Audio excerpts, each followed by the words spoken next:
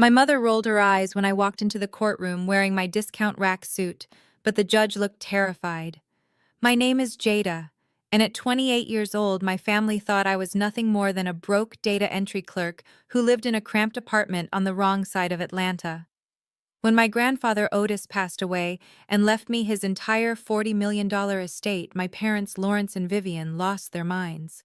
They were the pastor and first lady of the biggest megachurch in Georgia, and they were used to getting what they wanted. They sued me instantly, claiming I had manipulated a senile old man. As I stood before the bench, my mother whispered to my sister-in-law that I looked like a charity case. But when Judge Patterson opened the case file, his face went pale. He looked at my parents and asked a question that froze the blood in their veins. "Wait, do you realize the evidence in this folder is not a defense, but a federal indictment against you?" They had no idea who I really was or that I had been building this case for 3 years. Before I reveal what happened in that courtroom, let me know where you are watching from in the comments. Hit that like and subscribe button if you have ever been underestimated by the people who were supposed to love you. To understand why my own parents were looking at me with such hatred, you have to go back to the morning of the trial. The air in the Fulton County courthouse was stale and cold, but the tension in the hallway was hot enough to burn. I walked toward courtroom 4B, clutching a worn leather briefcase that I had found at a thrift store. My shoes were sensible black flats, scuffed at the toe, and my gray suit was a size too big, hanging loosely off my frame. I looked exactly like what my family thought I was, a failure. My father Lawrence was already there, standing near the water fountain with his legal team. He was wearing a custom 3-piece suit that probably cost more than my car. He looked every bit the powerful bishop he played on Sundays. Beside him, my mother Vivien adjusted her oversized designer sunglasses and checked her reflection in her phone screen.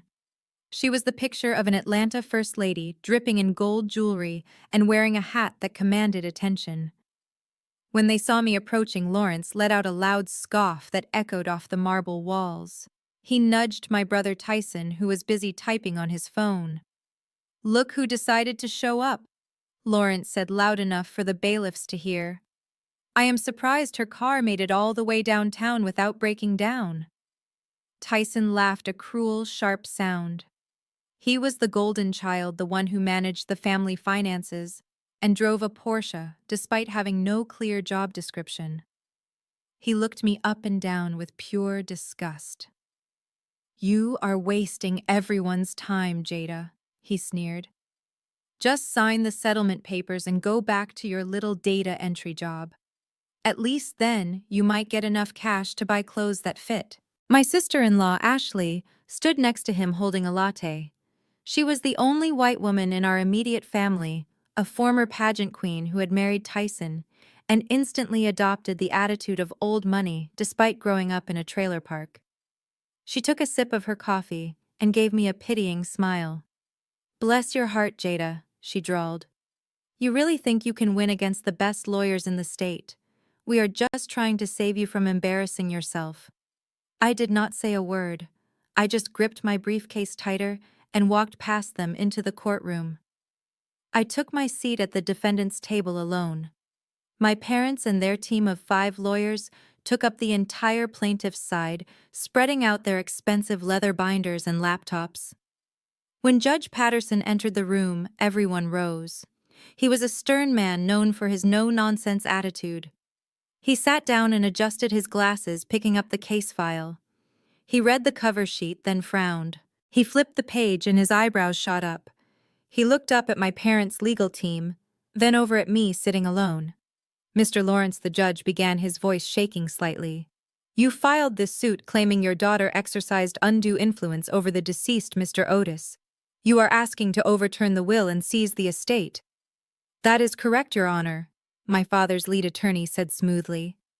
"We believe Mr. Otis was not of sound mind, and this young woman took advantage of his vulnerable state." The judge looked back at the file, then looked directly at me. He did not see a broke girl. He saw something else. Something that made him hesitate. He cleared his throat and looked back at my parents. "I see here That there is a counterfiling included in the evidence docket, the judge said slowly. It was submitted this morning by the federal prosecutor's office. My mother Vivien rolled her eyes so hard I thought they might get stuck. She leaned over to Ashley and whispered loud enough for me to hear. Look at her, she probably tried to report us for emotional distress. How pathetic. The judge slammed his gavel down, making Vivien jump. Order, Mrs. Lawrence. As I was saying, this is not just a civil dispute anymore. I am looking at forensic accounting records attached to this file. Wait, the plaintiff listed here is the United States government, and the primary witness is the defendant, Jada Lawrence. My father frowned, confusion clouding his arrogant face. What are you talking about? Your Honor, my daughter enters data for a warehouse. She does not know the first thing about accounting. I sat there, my face completely calm, while inside I felt a fire burning. They thought this was about a will. They had no idea it was an execution. To understand how we got to this moment of absolute shock, we have to go back 30 days to the day my grandfather Otis was buried. That was the day they pushed me too far. The funeral was held at my father's mega church, a sprawling campus that looked more like a shopping mall than a place of worship. I drove my 10-year-old sedan toward the main entrance, my heart heavy with grief. Grandpa Otis was the only person who had ever loved me unconditionally. He was a self-made millionaire who started with a single grocery store and built a supply chain empire, but he never forgot where he came from. As I approached the VIP parking lot, a security guard stepped out and blocked my path. I rolled down the window. Hey Mike, it is me, Jada, I said. Mike looked uncomfortable. He shifted his weight and looked away. I am sorry, Miss Jada. I have strict orders. This lot is for immediate family and platinum donors only. I am immediate family, Mike, I said, my voice trembling. He is my grandfather. Mike sighed. Your sister-in-law Ashley gave me the list. She said your car does not fit the aesthetic for the live stream. She told me to send you to the overflow lot in the back. I looked past him and saw Ashley standing at the top of the church steps, directing florists. She spotted my car and smirked, tapping her earpiece. I could practically hear her telling security to get the trash out of the frame. I had to park a quarter-mile away in a muddy field behind the gymnasium. By the time I walked back to the main sanctuary, my heels were sinking into the grass and the humidity had made my hair frizz. I walked up the marble steps toward the main doors where the ushers were handing out glossy programs with my grandfather's face on them. Ashley intercepted me before I could step inside the sanctuary. She was wearing a black designer dress that was cut a little too low for a funeral, but perfect for the cameras. She held up a manicured hand, stopping me. Whoa, slow down, Jada, she said, scanning me from head to toe with a look of distaste. You are not sitting in the front. What are you talking about, Ashley? I asked, trying to keep my voice steady. I am his granddaughter. Ashley laughed, a dry, humorless sound. Look around, Jada. The front 3 rows are for the bishops, the mayor, and the family members who actually matter. We have Senator Williams coming. We have the local news crew. Do you really think Lawrence wants you sitting next to him, looking like you just rolled out of a dumpster? It is my grandfather's funeral, I said, pushing past her. I am going to say goodbye to him. She grabbed my arm, her nails digging into my skin. Do not make a scene, Jada. You know your place. You are the black sheep. The disappointment. Just go sit in the balcony with the choir members, or better yet, go help in the kitchen. They probably need someone to wash dishes for the repast. I yanked my arm away and walked into the sanctuary. The room was packed with 2,000 people. Flowers covered every surface, an obscene display of wealth that my grandfather would have hated. He liked simple things. This circus was for my parents, not for him. I walked down the center aisle, my head held high. I saw my brother Tyson standing near the casket greeting a group of wealthy business owners. He looked up, saw me, and his face darkened. He excused himself and intercepted me before I could reach the front row. What do you think you are doing? He hissed, stepping in front of me to block my path. I am going to sit with my family, Tyson, I said. Family, he spat the word out. You are not family. You are a leech. You embarrassed us when you didn't go to law school. You embarrassed us when you got that low-class job. And you are embarrassing us now. Get back!" He shoved me hard. It was subtle enough that the cameras did not catch it, but forceful enough to make me stumble backward. I caught my balance against a pew, my shoulders slamming into the wood. My mother Vivien was sitting right there in the front row. She saw Tyson push me. She saw me stumble. She did not even blink. She just adjusted her wide-brimmed hat and turned her head to speak to the bishop's wife next to her, acting as if I was invisible. I stood there for a moment, the pain in my shoulder throbbing. I looked at the casket where the only man who ever defended me lay cold and silent. I realized then that I was truly alone. I turned and walked to the very back of the church, finding a seat in the shadows behind a pillar. The service was a performance. My father Lawrence took the pulpit and delivered a eulogy that was more about his own greatness than my grandfather's life. He spoke about legacy, about prosperity, about how God blesses the faithful with wealth. He paused for dramatic effect, wiping a fake tear from his eye. "My father-in-law, Otis, was a man of God," Lawrence bellowed into the microphone. But he knew the pain of having children who lose their way. "We all have those branches on our family tree that do not bear fruit, those prodigal children who refuse to come home to greatness." He looked directly at the back of the church, directly at where I was sitting. The congregation turned their heads following his gaze. A murmur went through the crowd. He was using my grandfather's funeral to publicly shame me, to paint me as the failure who had broken the old man's heart. I felt the heat rise in my cheeks. I wanted to scream. I wanted to tell them that I was the one who visited Grandpa every Sunday. I was the one who managed his medications when his hands got too shaky. I was the one who read to him when his eyes failed. Lawrence and Vivien only visited when they needed a check signed. But I stayed silent. I let them have their show. After the service, the crowd moved to the banquet hall for the repast. The smell of fried chicken and collard greens filled the air, but I felt sick to my stomach. I did not want to eat. I just wanted one thing. I found my mother near the dessert table, accepting condolences from a group of women in expensive suits. She looked radiant in her grief, feeding off the attention. "Mom," I said quietly, approaching her. She stiffened, but kept her smile fixed for her audience. "What is it, Jada? Can't you see I am mourning?" "I just wanted to ask about Grandpa's old watch," I said. "The simple leather one he wore every day. Not the Rolex, just the old Timex. He promised it to me. It has no value to anyone else, but I would like to have it as a keepsake." Vivien laughed, a cruel tinkling sound that made the other women smile politely. "Oh, Jada, you really are relentless, aren't you? The body is not even cold and you are already looking for handouts. It is just a plastic watch, Mom," I pleaded. "It is an asset of the estate," Vivien snapped, dropping the act. "And everything has value. I already promised that watch to the charity auction next week. It will bring in a few $100s for the building fund." "You are selling his favorite watch?" I asked, horrified. "We are building a legacy here, Jada. Something you would not understand," Vivien said, turning her back on me. "If you want it, you can come to the auction and bid on it like everyone else." "Oh, wait, I forgot. You can't afford it on your salary, can you?" She walked away, leaving me standing there next to a tray of peach cobbler. Tyson walked by, bumping my shoulder again as he passed. "Give it up, loser," he whispered. "The gravy train is over. Dad says the will is being read tomorrow. Once we get the money, you are going to be cut off for good.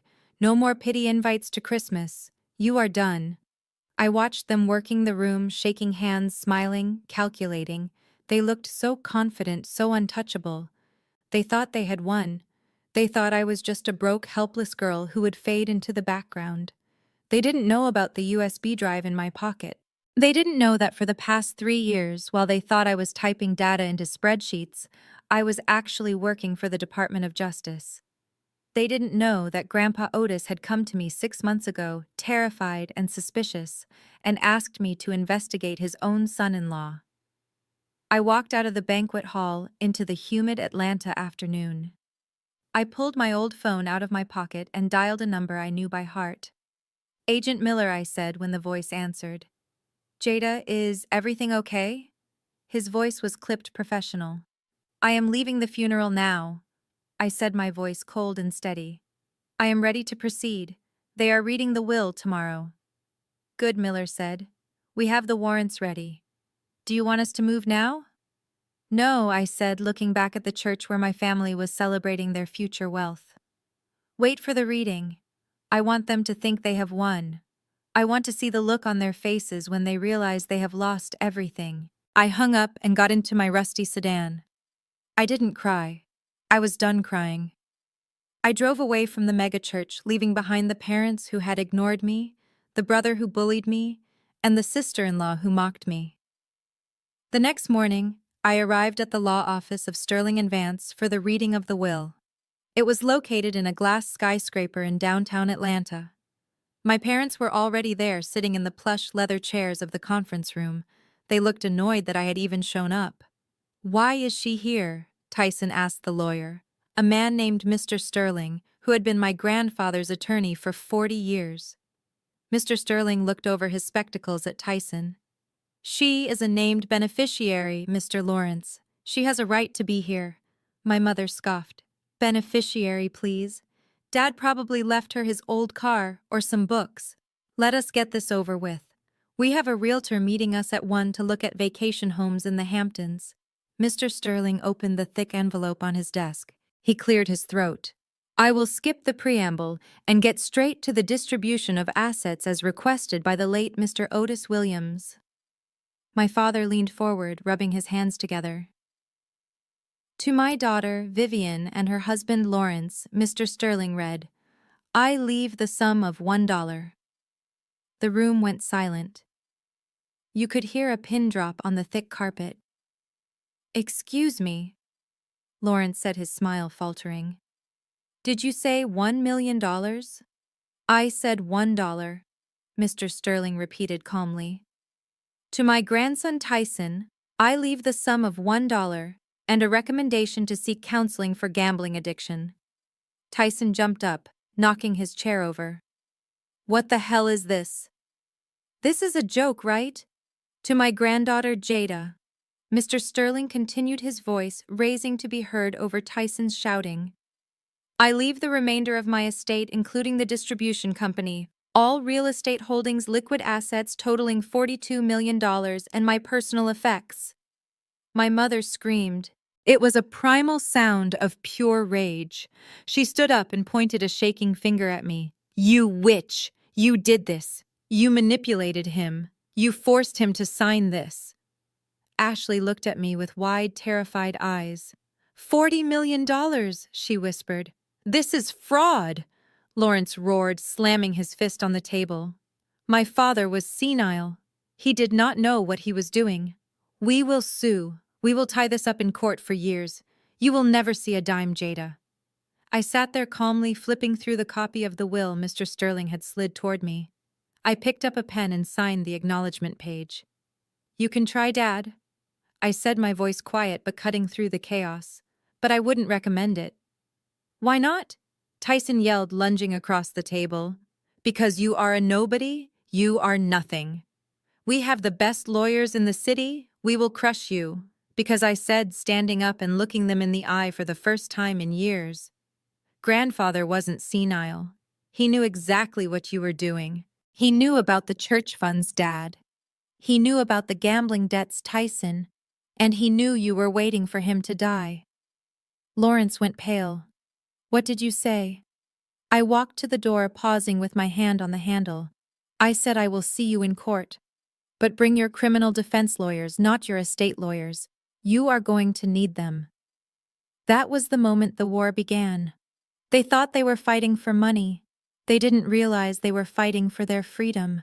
And they certainly didn't realize that the daughter they called a failure was holding the match that would burn their empire to the ground.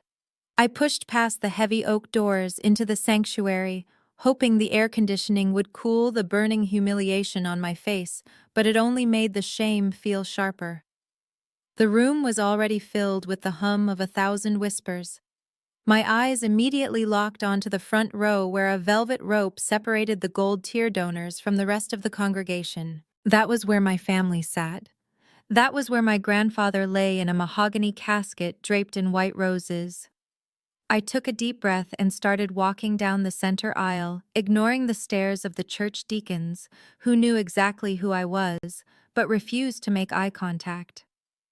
I was the stain on the pristine Lawrence reputation, and today I was visible. I reached the velvet rope and lifted my hand to unhook it. I just wanted to sit near him one last time. Suddenly, a hand clamped over my wrist. The grip was hard, painful. I looked up into the cold eyes of my brother Tyson. He was wearing a navy blue custom suit that fit him perfectly, and on his wrist sat a gold watch that I knew he had bought with money meant for the church building fund. "You are in the wrong section, Jada," he said, his voice low but carrying the weight of a threat. "The staff entrance is around the back." "I am not Staff Tyson," I whispered, trying to pull my arm free. "He is my grandfather too. Let me pass." Tyson laughed, a short, sharp bark that sounded nothing like mourning. "You lost the right to be family when you refused to help Dad with the books. You think you can just waltz in here and play the grieving granddaughter for the cameras. I do not think so." He stepped forward, invading my personal space, using his height to intimidate me. Then he did something I did not expect even from him. He shoved me.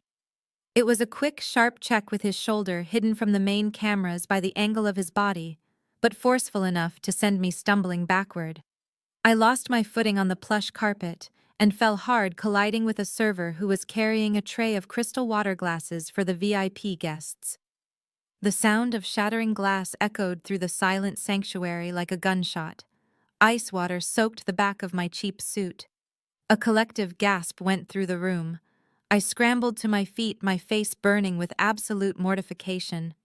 I looked frantically toward the front row.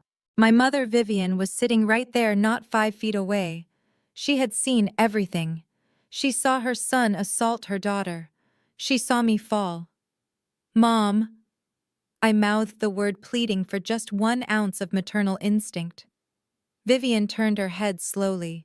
She looked at me lying on the wet floor, then she looked at the wet spot on the carpet with disgust.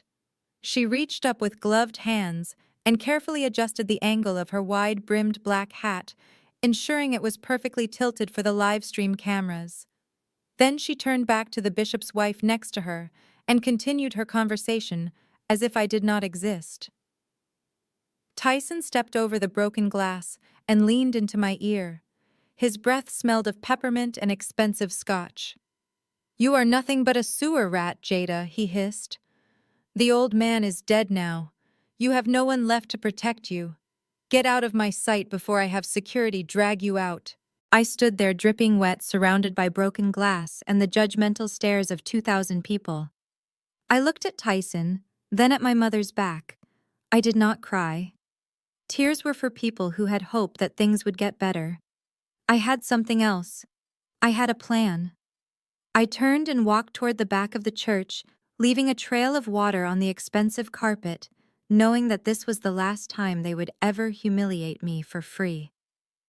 The organ music swelled to a crescendo, then faded into a heavy, reverent silence as my father, Bishop Lawrence, stepped up to the glass pulpit. The stage lights caught the diamond cufflinks on his wrists, sending little prisms of light dancing across the mahogany casket. He paused for effect, bowing his head, as if the weight of his grief was too heavy to bear. It was a masterclass in performance art, and the entire church was his captive audience. He lifted his head slowly, and a single tear tracked perfectly down his cheek. He did not wipe it away. He let it shine there for the high-definition cameras broadcasting to thousands of viewers online. My father-in-law, Otis, was a titan. Lawrence boomed, his voice resonating through the state-of-the-art sound system. He built an empire from dust. He was a man of God who understood that wealth is a sign of divine favor. He knew that the Lord blesses those who walk in obedience and honor their families and contribute to the kingdom. A chorus of amen rippled through the congregation.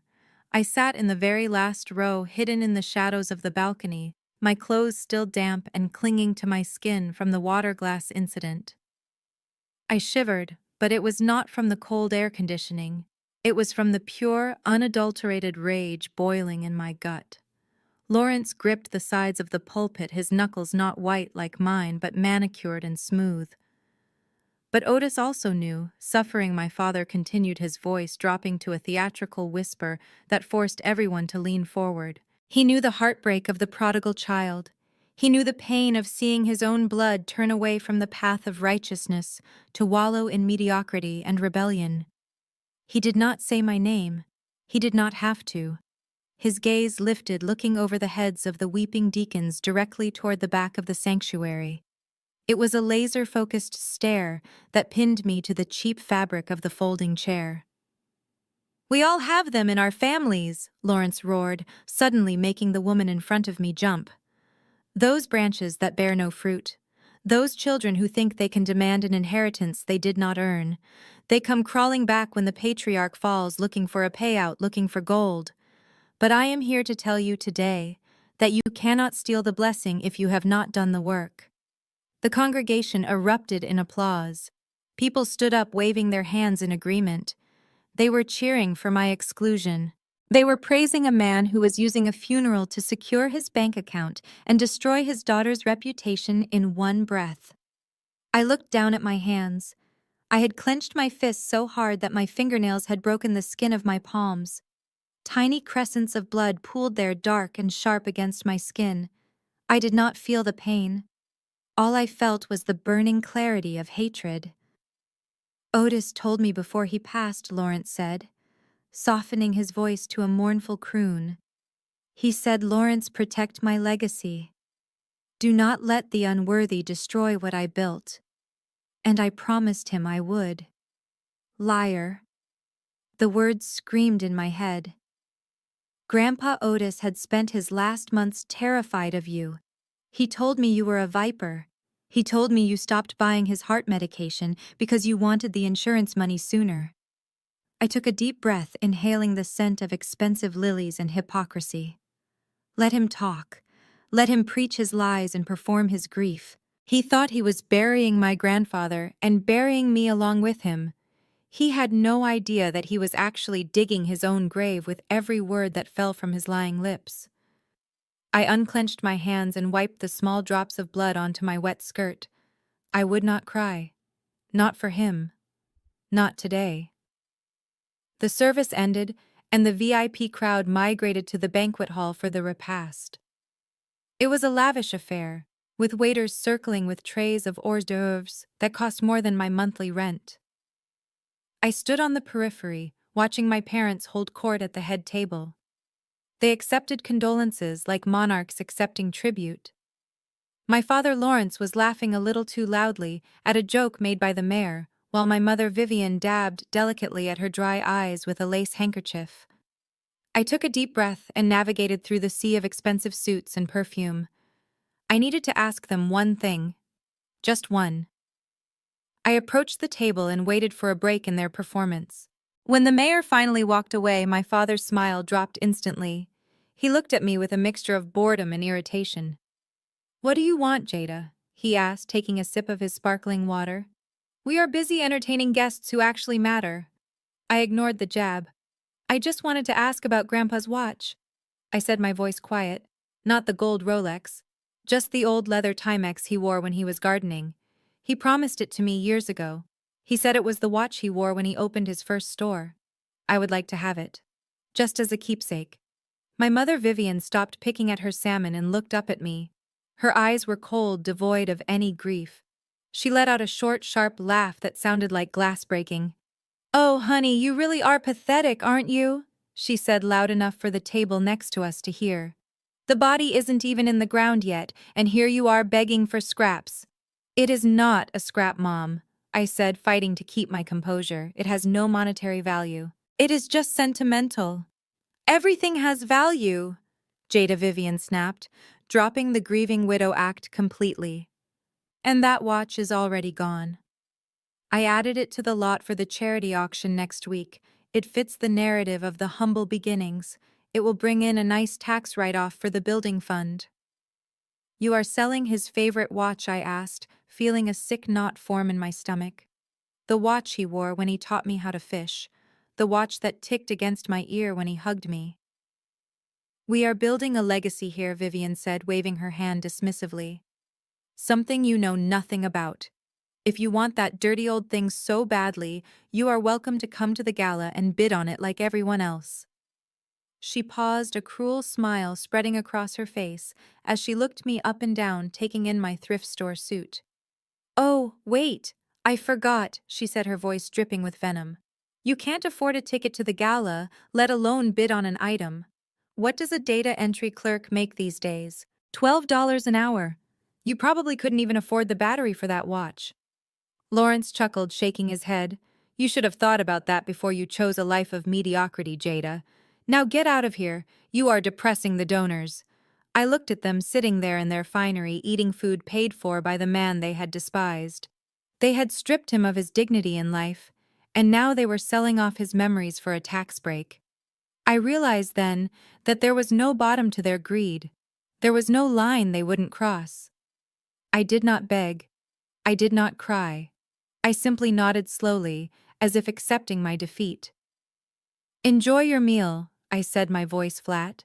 I turned and walked away, leaving them to their champagne and their arrogance. They thought they had crushed me. They thought they had reminded me of my place. But as I walked out of that banquet hall into the blinding afternoon sun, I wasn't thinking about my data entry salary. I was thinking about the forensic accounting software on my laptop at home. I was thinking about the paper trail that led straight to their offshore accounts. They wanted to talk about value. Fine. I was about to show them exactly what the truth was worth. The waiting room of Sterling and Vance was a shrine to corporate power, with floor-to-ceiling windows overlooking the Atlanta skyline.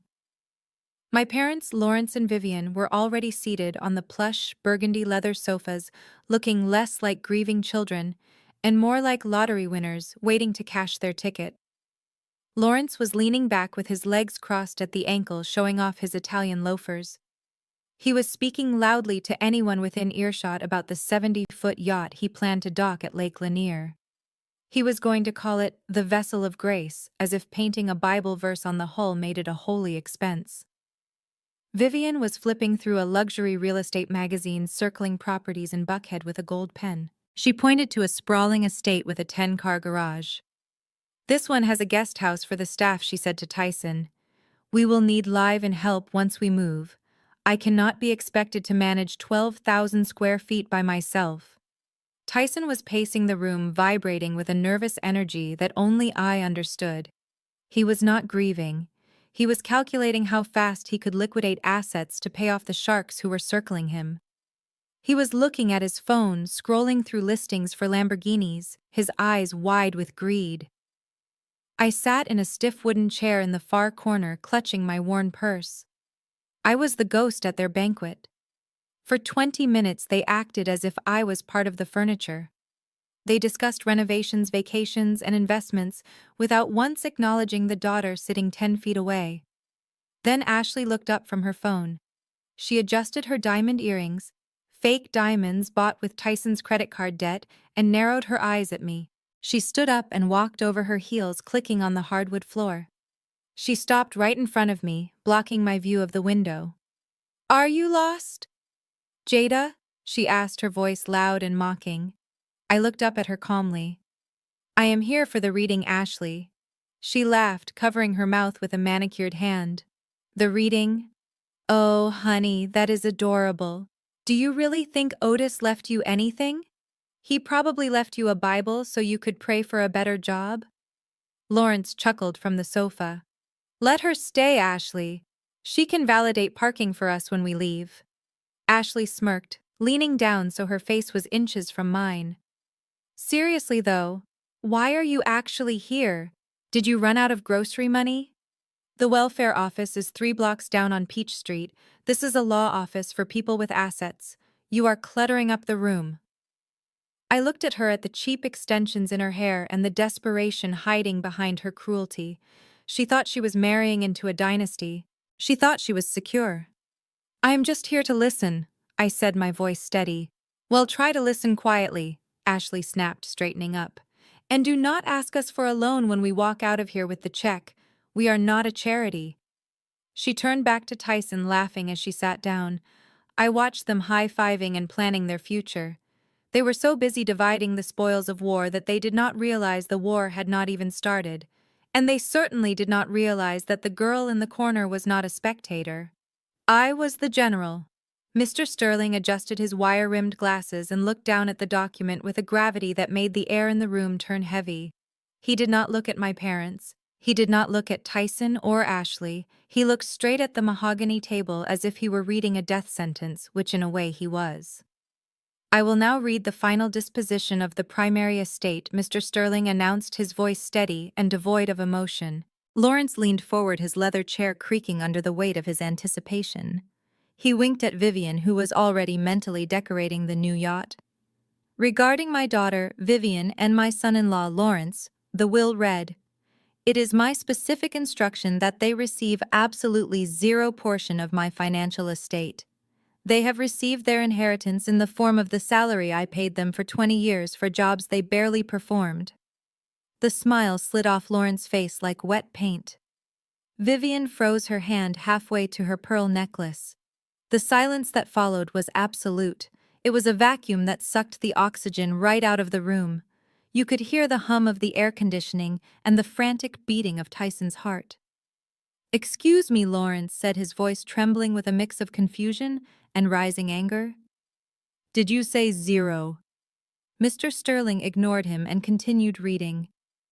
"Regarding my grandson Tyson, due to his proven inability to manage finances and his documented gambling addiction, I leave him zero assets and zero control over any family holdings." Tyson made a sound like a wounded animal. He gripped the edge of the table, his knuckles turning white. And finally, Mr. Sterling said, raising his voice slightly to cut through the rising tension, "To my granddaughter Jada, whom I trust implicitly with my legacy, I leave 100% of my estate.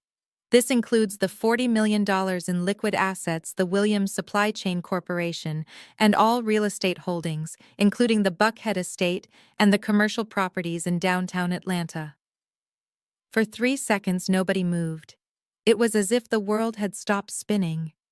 Ashley looked at me, her mouth hanging open, her eyes darting from me to the lawyer as if trying to calculate if she had bet on the wrong horse. Then Vivien screamed. It was a high, piercing shriek that shattered the decorum of the law office. She jumped to her feet, knocking her heavy leather chair backward into the wall with a deafening crash. "No," she wailed, clawing at her own chest. "That is a lie. That is a lie. He would never do that to me. I am his daughter. I am the First Lady. You changed the papers, you thief!" Lawrence slammed his fist onto the table with such force that the crystal water pitcher jumped and rattled. "This is insanity," he roared, his face turning a dangerous shade of purple. "My father was manipulated. This girl fed him lies. She poisoned him against us. I demand a mistrial. I demand a new reading." Mr. Sterling closed the folder calmly. "This is a binding legal document, Mr. Lawrence. There is no mistrial. This is not a court of law. This is reality. Jada is the sole owner of everything.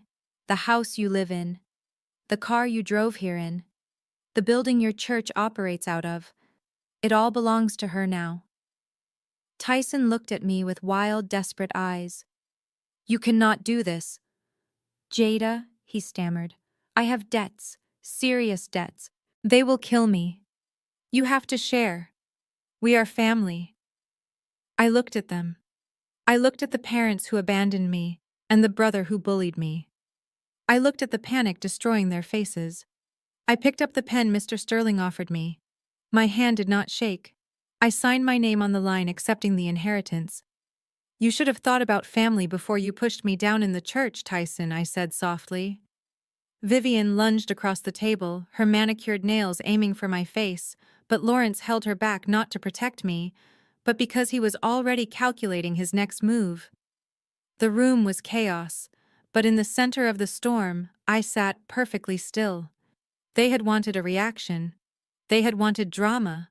Well, they got it. You did this. You slept with him, didn't you? Vivien screeched, pointing a manicured finger at Mr. Sterling. You seduced an old man to change the legal documents. That is the only explanation. Look at her, Lawrence. She is nothing but a streetwalker in a cheap suit. Mr. Sterling did not even blink. Mrs. Lawrence, I suggest you sit down before I have you removed from my building. I am 70 years old, and I have been happily married for 40 of them. Your accusations are not only slanderous, they are delusional. But they were not listening. The reality of losing $40 million had snapped the last thread of their sanity. Lawrence stood up, his face sweating profusely. She poisoned him, he shouted, pacing the small room like a caged animal. I read about this on the news. Elderly abuse. She gave him the wrong pills. She confused him. She probably forged the signature herself. I demand a handwriting analysis right now. Look at that signature. It is shaky. It is shaky, because he was 85 years old, Lawrence. Mr. Sterling set his voice ice cold, and he signed it in front of 3 witnesses and a notary public. Ashley chimed in, her voice shrill and desperate. I saw her practicing signatures. I did. Last Thanksgiving. I saw her with a notepad tracing Otis' name over and over. I looked at Ashley. She was lying so effortlessly it was almost impressive. You were not even at Thanksgiving, Ashley, I said calmly. You were in Miami with your personal trainer, remember? You told Tyson you were visiting your sick aunt. Tyson whipped his head around to look at his wife, but the greed was stronger than the jealousy. He turned his rage back to me. Give it back, Jada, he growled, stepping toward me. You know you do not deserve this. You are a data entry clerk. You do not know how to manage an empire. You will bankrupt the company in a week. Sign it over to Dad. Do it now. I picked up the pen. It was a heavy silver fountain pen that had belonged to Grandpa. I felt the weight of it in my hand. I am not signing it over Tyson, I said. I am signing the acceptance. I lowered the pen to the paper. Tyson snapped. He lunged at me. He moved faster than I expected, his hands reaching for my throat. His face twisted into a mask of pure violence. You little witch, he screamed. Before he could touch me, 2 large men in dark suits burst through the side door. They had been waiting. Mr. Sterling had anticipated this. One of the guards grabbed Tyson by the back of his expensive suit jacket and slammed him against the wall. The sound of his breath leaving his body was audible in the sudden silence. Get off me! Tyson yelled, struggling uselessly against the guard's grip. Do you know who I am? I am Tyson Lawrence. I know who you are, the guard said calmly, tightening his hold. You are the man who just assaulted a client in a law office. Sit down and shut up, or you are leaving in handcuffs. Vivien gasped, clutching her pearls. You cannot treat my son like that. He is under stress. He is dangerous. I said, my voice steady. I looked down at the document. The chaos swirled around me. My mother was sobbing hysterically. My father was shouting legal threats at the ceiling. My brother was pinned against the wall, breathing heavy. And my sister-in-law was frantically texting someone, probably her plan B. I pressed the nib of the pen to the paper. The ink flowed smoothly, dark and permanent. I signed my full name. Jada Marie Lawrence. It is done, Mr. Sterling said, retrieving the document and locking it in his briefcase. The assets are now frozen pending transfer. The locks on the estate and the corporate offices are being changed as we speak. Your access cards have already been deactivated. Lawrence looked at me with eyes full of hate. You are dead to us, he whispered. You understand that. You have no family. I stood up and smoothed down my skirt. I picked up my thrift store briefcase. I know, Dad, I said, walking past him to the door. I made my peace with that the day you left me at the airport when I was 15. Oh wait, that was a different story. I made my peace with that when you let Tyson push me down in the church. I opened the door and looked back at them one last time. By the way, you have 30 days to vacate the parsonage. The church building belongs to the estate now, and I am increasing the rent. I walked out, leaving them screaming in a room that no longer belonged to them. The following Sunday, my father did what he did best. He turned the pulpit into a weapon. I was not there, but I saw the live stream later. Lawrence stood before 3,000 congregants, tears streaming down his face, a perfect performance of a broken man. He told them that the devil had entered his house. He told them that his own flesh and blood had tricked a dying man and stolen the resources meant for the kingdom of God. He did not say my name, but he did not have to. Everyone knew who the black sheep was. The fallout was immediate, and it hit me in the one place I thought was safe. My local neighborhood. Monday evening, I stopped at Henderson Market, just blocks from my apartment.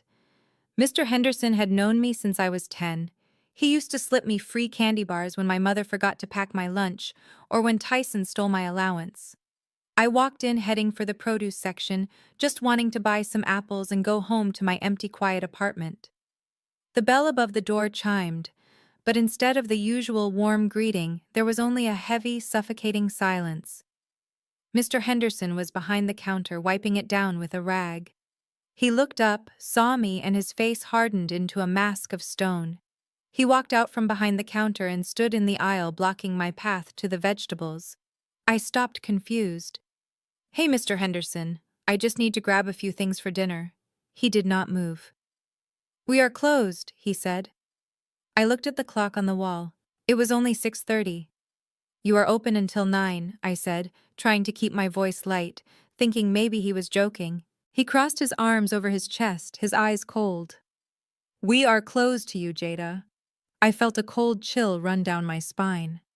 The other customers in the store had stopped shopping. Mrs. Gable from the church choir was there, holding a carton of milk, staring at me with pure judgment. "What is going on?" I asked, my voice trembling slightly. "I heard the bishop's sermon yesterday," Mr. Henderson said, loud enough for everyone to hear. "We all did. He told us about the fraud. He told us how you took advantage of Mr. Otis on his deathbed. That money was meant for the new community center. It was meant for the children. And you stole it." I stared at him, stunned by the injustice. "Mr. Henderson, I did not steal anything. The bishop is lying. You know him. You know how he spins things. Do not you dare call the bishop a liar in my store," he shouted, his face turning red. "That man has done more for this community than you ever will. You are a thief, Jada. You are a thief of God. I do not serve people who steal from the church. Get out before I call the police." I looked around the store. Faces I had known for years looked back at me with hostility and disgust. My father had poisoned the well. He had turned the people I grew up with into his personal army. He knew exactly where to hit me. He wanted to isolate me, to make me feel small and alone, so I would give up the inheritance just to make the pain stop. I did not try to argue further. There was no point in arguing with blind faith. I turned around and walked out the door, the bell chiming cheerfully behind me, a stark contrast to the hatred I left inside. As I walked to my car, I saw Mrs. Gable watching me through the window, shaking her head. They thought they were shunning a sinner. They did not know they were isolating the only person who could actually save them from the wolf in the pulpit. My father wanted a war. He just didn't realize he had declared it on a soldier who was already gathering ammunition. I drove my rental into the parking lot of my apartment complex, my hands still shaking from the encounter at the grocery store. I just wanted to lock my door, take a hot shower, and wash the day away. But when I turned the corner toward my assigned spot, my headlights swept over a scene of destruction that made my heart stop. My personal sedan, the one I had paid off with years of overtime, was unrecognizable. The windshield was shattered, a spiderweb of cracks centering on a massive impact point. The side mirrors were hanging by wires. But it was the spray paint that made bile rise in my throat. Bright red letters, jagged and dripping, spelled out one word across the driver's side door: thief. I sat in the rental car for a moment, unable to breathe. This was not random vandalism. This was a message. This was my father's sermon made manifest in steel and glass. I got out my legs feeling like jelly. The smell of aerosol paint hung heavy in the humid night air. I stepped on broken safety glass, the crunch echoing in the quiet parking lot. I called the police. I waited for 20 minutes, standing under the flickering yellow light of the street lamp, hugging my arms around myself. When the cruiser finally pulled up, two officers stepped out. One was older with a tired face, the other young and chewing gum. They looked at the car, then they looked at me. "Name," the older officer asked, flipping open his notebook. "Jada Lawrence," I said. The officer stopped writing. He looked up, his eyes narrowing. "Lawrence. As in Bishop Lawrence from Greater Divinity?" "Yes," I said, the word tasting like ash. "He is my father." The officer exchanged a look with his partner. The younger one smirked. "We got a lot of calls about that church today, miss. Folks are pretty upset about what happened with Mr. Otis's estate." I stared at him. "This is a crime scene, officer. Someone destroyed my property. That has nothing to do with my grandfather, Will." The older officer sighed, closing his notebook. "Look, Miss Lawrence, this looks like a civil dispute spilling over. Probably just some kids letting off steam. We will file a report, but honestly, without witnesses or camera footage, there is not much we can do. You might want to consider settling things with your family. It would save the city a lot of paperwork." He handed me a card, his expression bored. "Call your insurance. Tell your pops to pray for the city." They got back in their car and drove away, leaving me standing in the glass. They did not care. My father's influence ran deeper than the pulpit. He had the community, the police, maybe even the judges in his pocket. He had painted me as a villain so successfully that even the law looked at me and saw a criminal. I looked at the red paint dripping like blood down the side of my car. I realized then that there was no safety net. There was no one coming to save me. I was completely and utterly alone in a city that wanted me destroyed. But as I looked at the word thief, I felt something cold settle in my chest. They thought fear would make me run. They did not know that fear just made me focus. I wasn't going to run. I was going to make them pay for every shard of glass. I walked into my small one-bedroom apartment and locked the door, engaging all 3 deadbolts. The silence inside was heavy, amplified by the violent message painted on my car just outside. My hands were still trembling, but my mind was sharpening into a razor edge. I did not turn on the lights. I did not want to give anyone outside a silhouette to aim at. Instead, I walked to my bedroom and knelt beside my bed. I reached underneath and pulled out a heavy black case. It was fireproof, waterproof, and lined with high-density foam. I entered the biometric code, and the latches clicked open with a satisfying snap. Inside, nestled in the foam, was not the cheap consumer laptop my family assumed I used to enter numbers into spreadsheets. It was a military-grade workstation, a sleek machine designed for one purpose: deep forensic analysis. I set it on my desk and booted it up. The screen glowed blue in the darkness, illuminating my face. I did not log into a warehouse database. I logged into a secure server encrypted with layers of security that would make a hacker weep. "Welcome, Agent Lawrence," the screen flashed. I typed in my clearance code. My fingers flew across the keyboard, not with the hesitation of a data entry clerk, but with the speed and precision of a concert pianist. Windows opened, cascading across the screen. Bank records, offshore accounts, shell corporations, the entire financial anatomy of the Greater Divinity Church and the Lawrence family empire. For 3 years I had played the role of the disappointment. I wore the cheap clothes. I drove the old car. I let them mock me at Thanksgiving and exclude me at Christmas. I let them believe I was weak, broke, and stupid. Because the moment that they thought I was a threat, they would have hidden everything. But because they thought I was nothing, they got sloppy. I pulled up a folder labeled Operation Prodigal. Inside were thousands of documents. Wire transfers from the church building fund to a casino in Las Vegas authorized by Tyson.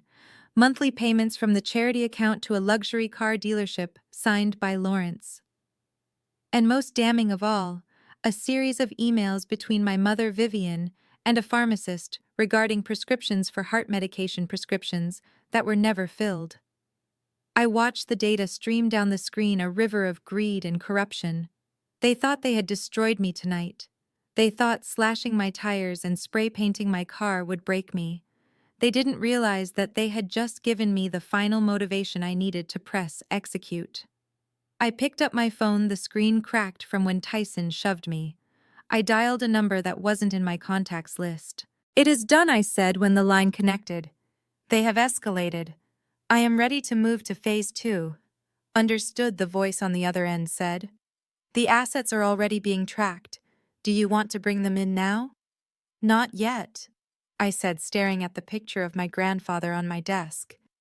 "They want a trial. They want to drag my name through the mud in front of the whole city. I am going to give them exactly what they want. Let them sue me. Let them stand in court and testify under oath. Because when I bring this evidence out, I want the judge, the jury, and the entire congregation to see the look on their faces when they realize who I really am." I closed the laptop, the screen fading to black.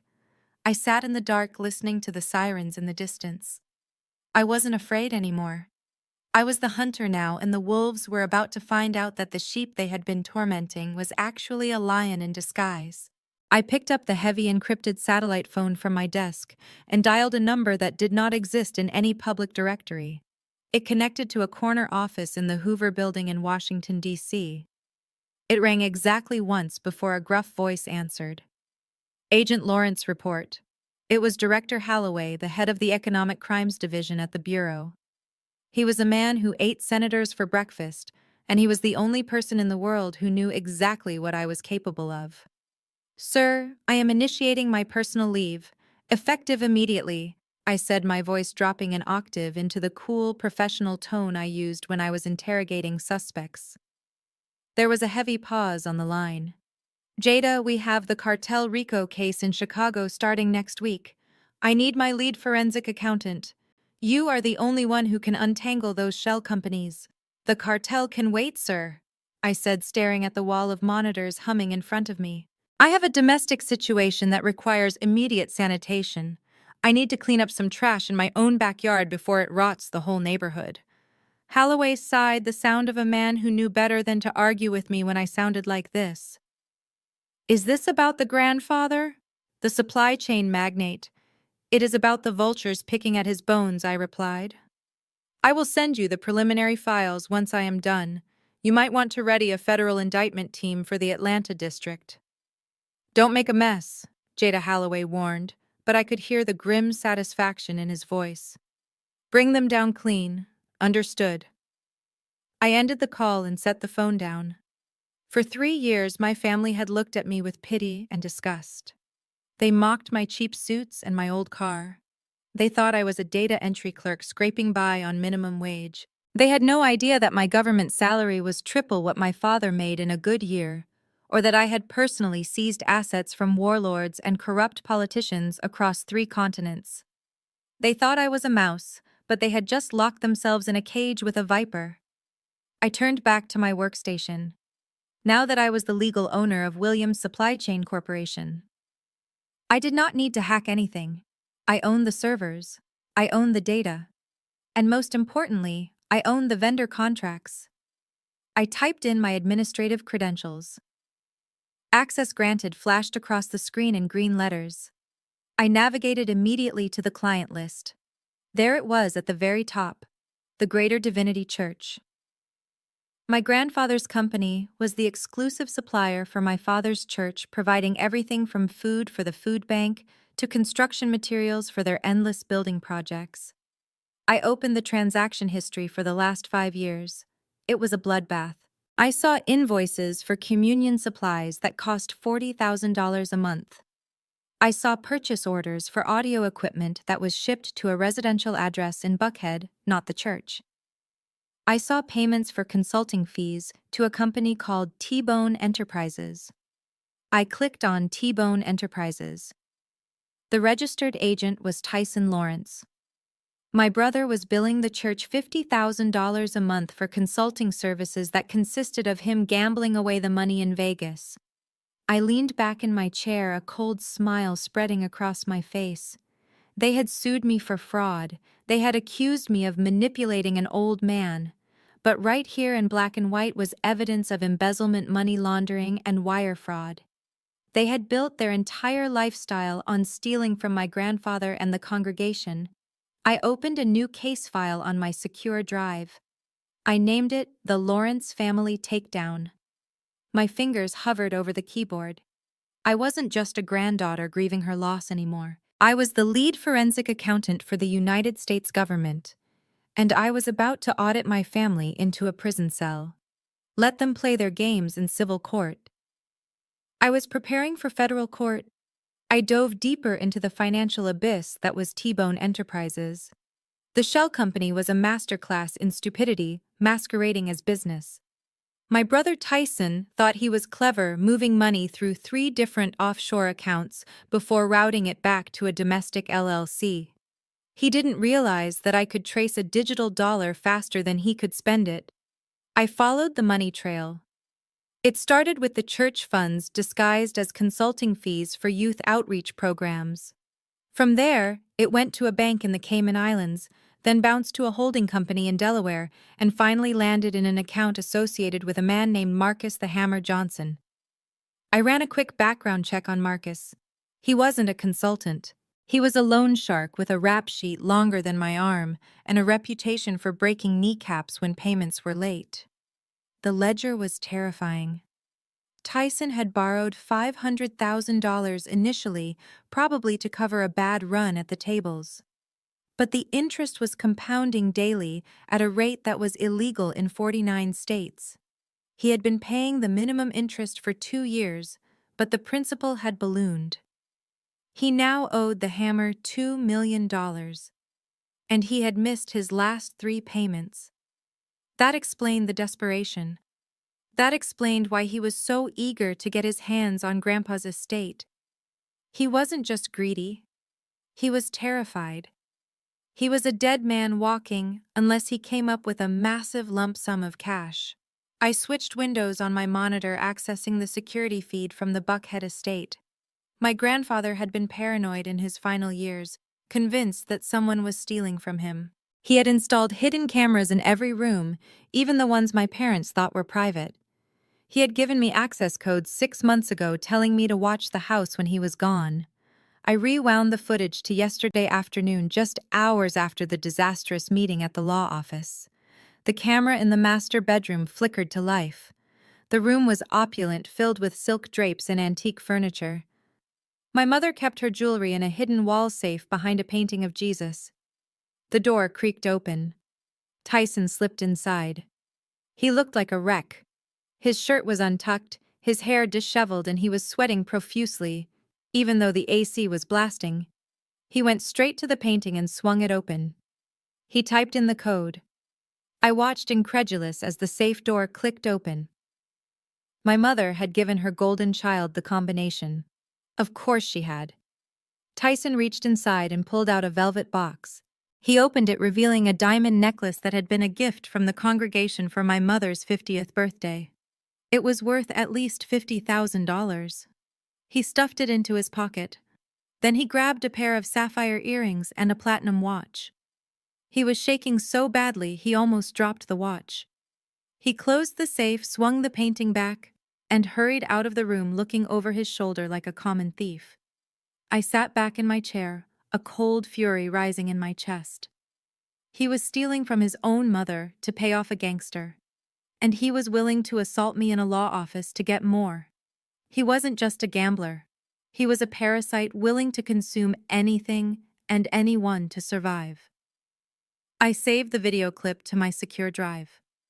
I labeled it Tyson Theft Evidence. I had him. I had proof of embezzlement from the church, proof of money laundering to a criminal enterprise, and now proof of grand larceny from his own family.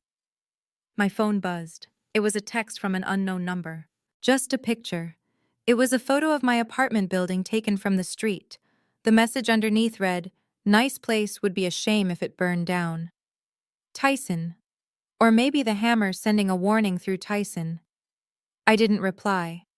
I just forwarded the text to Director Holloway in D.C. with a note, "Add extortion to the list." I looked back at the screen, at the image of my brother stuffing diamonds into his pocket. He thought he was playing a high-stakes game. He didn't know the game was already over. I wasn't just watching him anymore, I was hunting him. And I had just found the kill shot.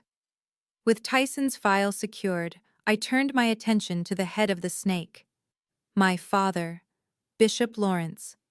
He preached about prosperity every Sunday, but I was about to find out exactly whose prosperity he was funding.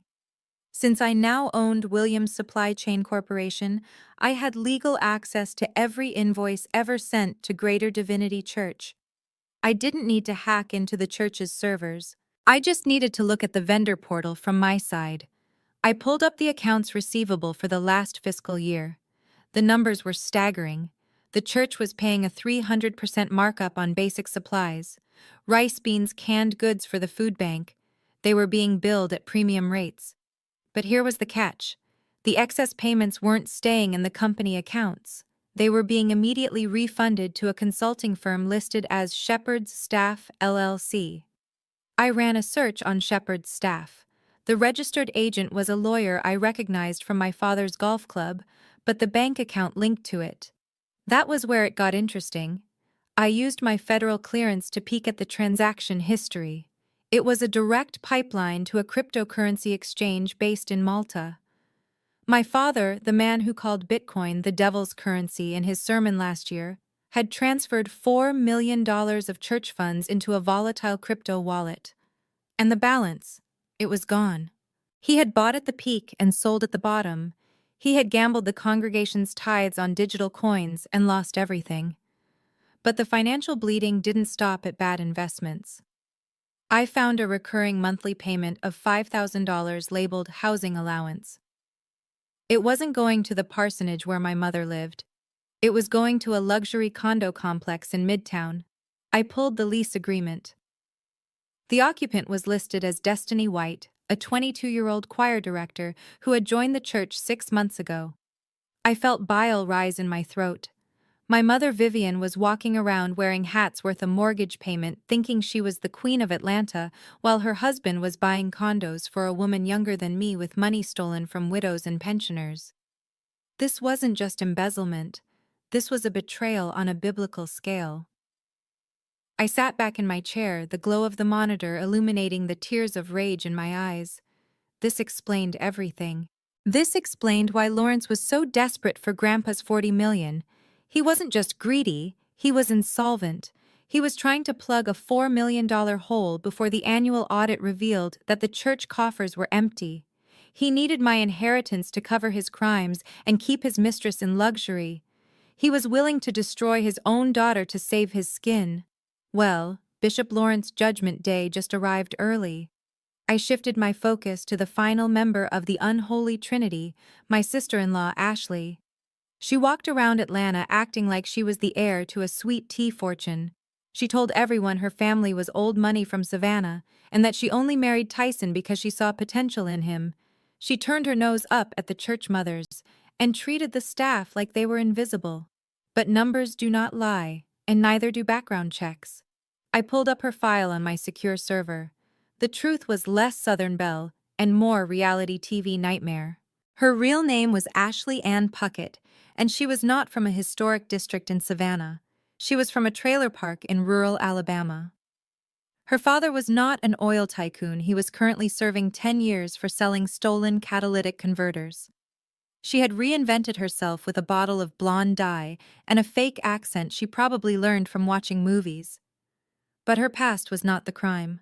Her present was. I looked at the credit card statements for the platinum card Tyson had given her. It was maxed out every month. But the charges were not just for clothes and shoes. There were recurring payments to a high-end gym in Buckhead called Iron Temple, $5,000 a month. That was a lot of money for a membership even in Atlanta. I decided to take a lunch break and drive over there.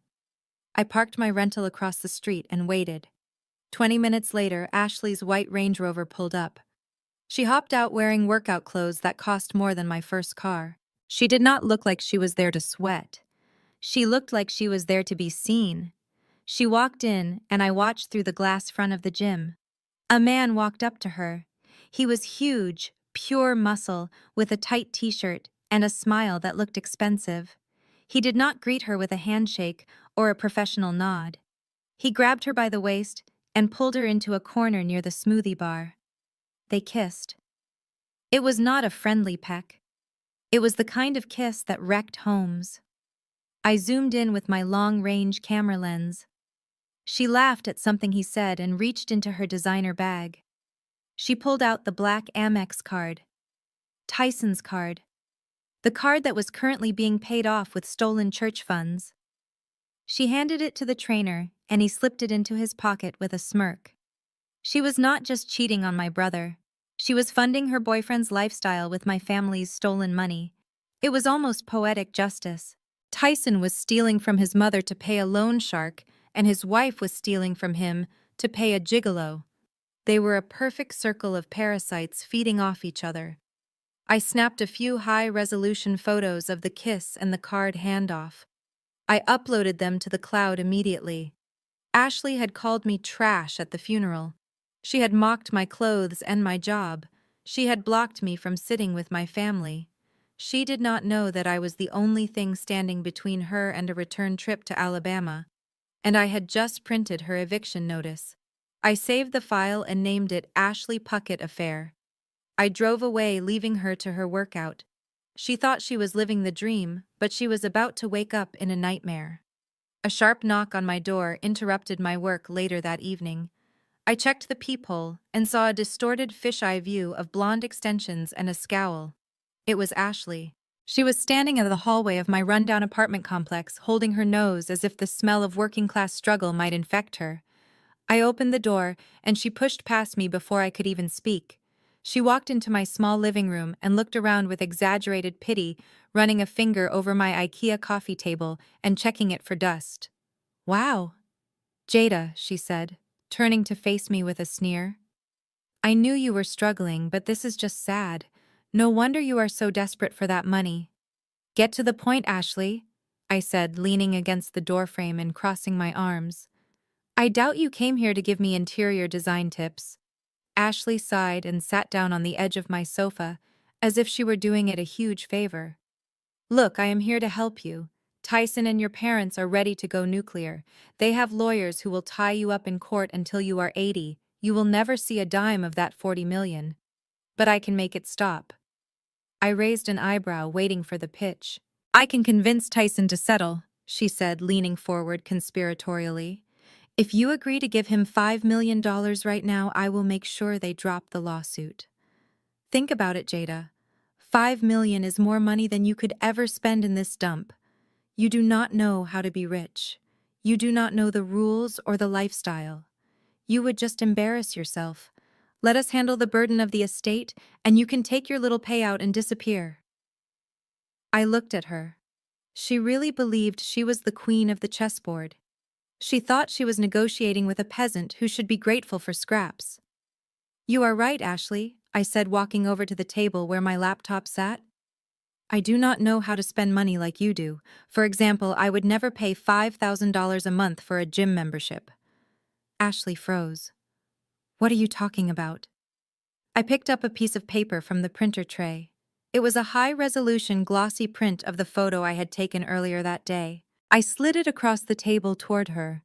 "I certainly would not use my husband's credit card to pay for a personal trainer who provides such hands-on service," I said.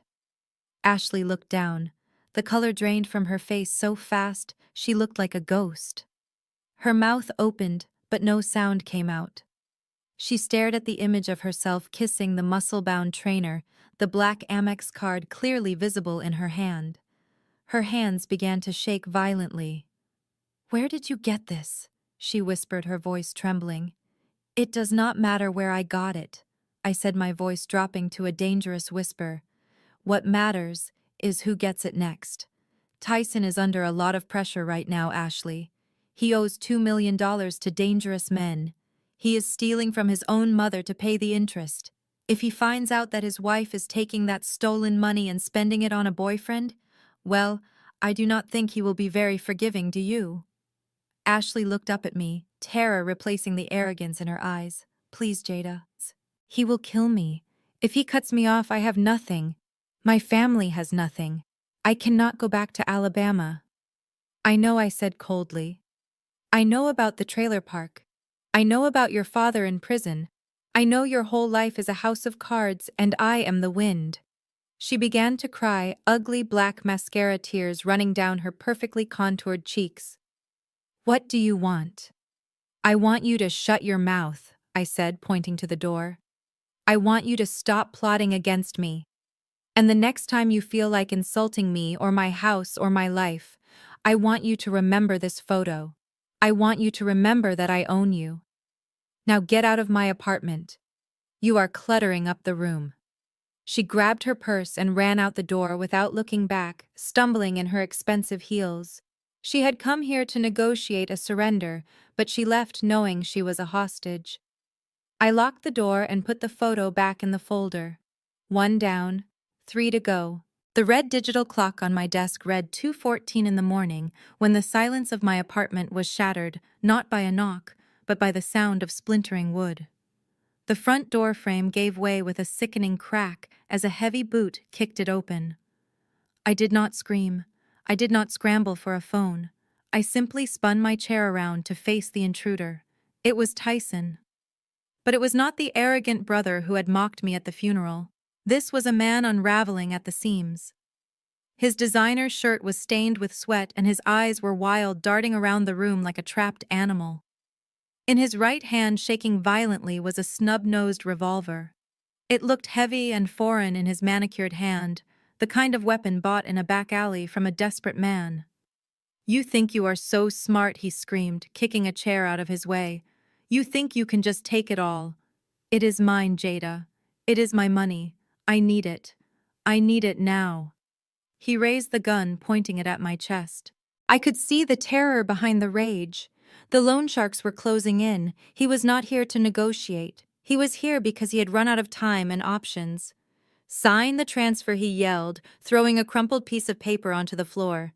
"Sign the company over to me. Do it, or I swear to God I will end this right now." I looked at the gun, then up at his face.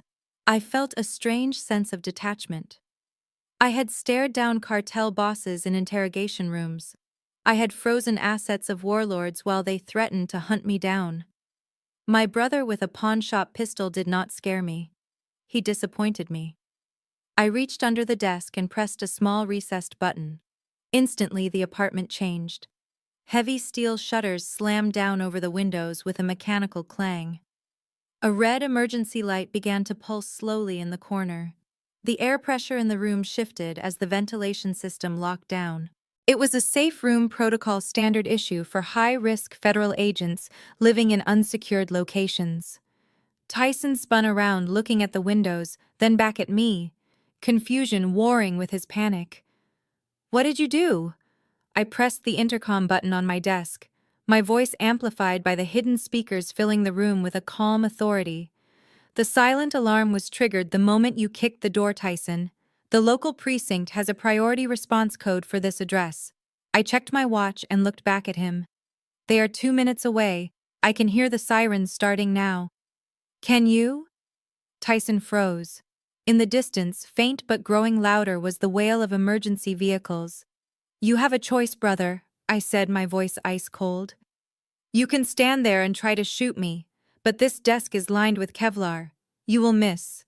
And when the police walk through that door, they will see a man holding a weapon during a home invasion." I leaned forward. "Do you know what the sentence is for armed burglary and attempted murder of a federal witness? It is 20 years, Tyson, minimum, plus the gun charge. Is that gun registered?" He looked at the weapon in his hand as if he had forgotten it was there.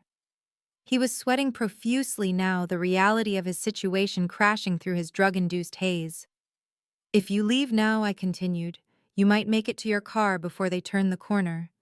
You will still be a thief and a coward, but you will be a free one. For tonight, at least."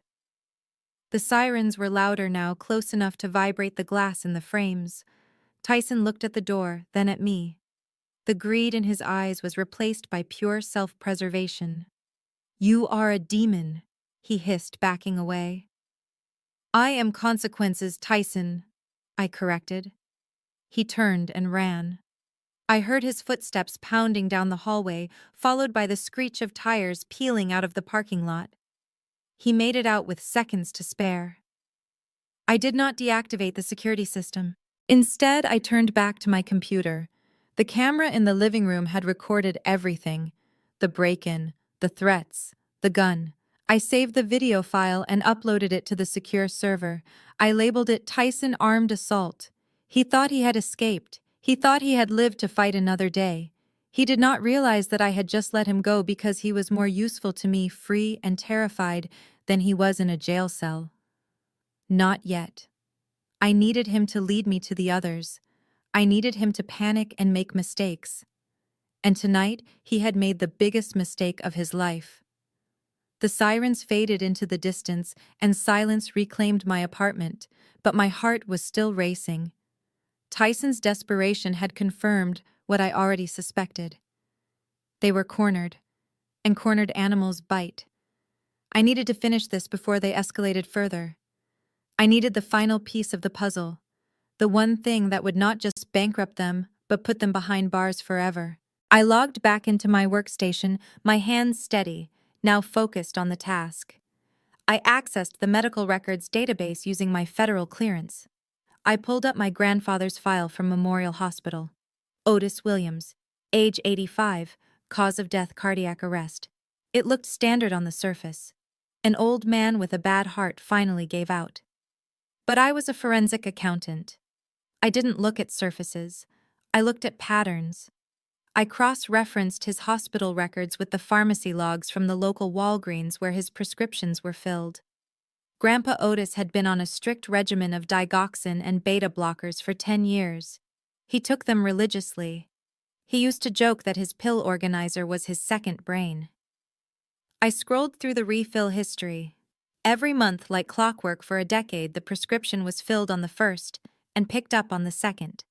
Until 2 months ago. The refill for October was processed but never picked up. The refill for November, the month he died, was never even ordered. I froze. My breath caught in my throat. He had gone 6 weeks without his heart medication. 6 weeks. That wasn't an oversight. That wasn't forgetfulness. That was a death sentence. I checked the authorization logs. Who was the designated caretaker? Who had power of attorney for medical decisions? Who was responsible for picking up those pills? The name flashed on the screen in bright red letters. Lawrence, my father. I felt a coldness spread through my veins that had nothing to do with the temperature of the room. He didn't just steal from the church. He didn't just ignore me. He killed him. He deliberately withheld life-saving medication from his own father-in-law. Why? To accelerate the inheritance, to stop Grandpa from changing the will to cover his tracks before the audit. I pulled up the emails from my mother's account again. I searched for keywords: pharmacy, doctor, pills. I found a thread dated 6 weeks ago. It was between Vivien and Lawrence. Subject: Dad's refill. Vivien wrote Lawrence the pharmacy called again. They say the heart meds are ready. Should I send Tyson to get them? Lawrence's reply was short, brutal, and sent chills down my spine. Don't bother. We need to conserve cash right now. Besides, the doctor said he is strong. He can last a few weeks. Let nature take its course. We need this to be over soon anyway. Let nature take its course. He murdered him. He looked at a man who had given him everything, a man who had built the empire. Lawrence was bleeding dry, and he decided to let him die to save a few $100s and speed up a payday. I saved the emails. I saved the pharmacy logs. I saved the medical examiner's report. I compiled it all into a new folder titled Capital Murder Evidence. I stared at the screen, tears blurring my vision. This wasn't just about money anymore. This wasn't about revenge for a missed graduation or a lonely childhood. This was justice for Otis. They had taken his life. Now I was going to take theirs. I picked up the phone and dialed Director Holloway. It is worse than we thought, I said, my voice trembling with rage. It is not just fraud. It is homicide. Bring it all in. Jada Holloway, said his voice grim. We will be waiting. I hung up. The sun was starting to rise outside, casting a pale gray light into my apartment. The long night was over. But for Lawrence and Vivien, the darkness was just beginning. They had started a fire thinking they could control the burn. They didn't know I was the gasoline. And I was ready to light the match. The crystal chandelier in the dining room of the Buckhead estate usually illuminated parties and gala planning sessions, but tonight it shone down on a funeral for the living.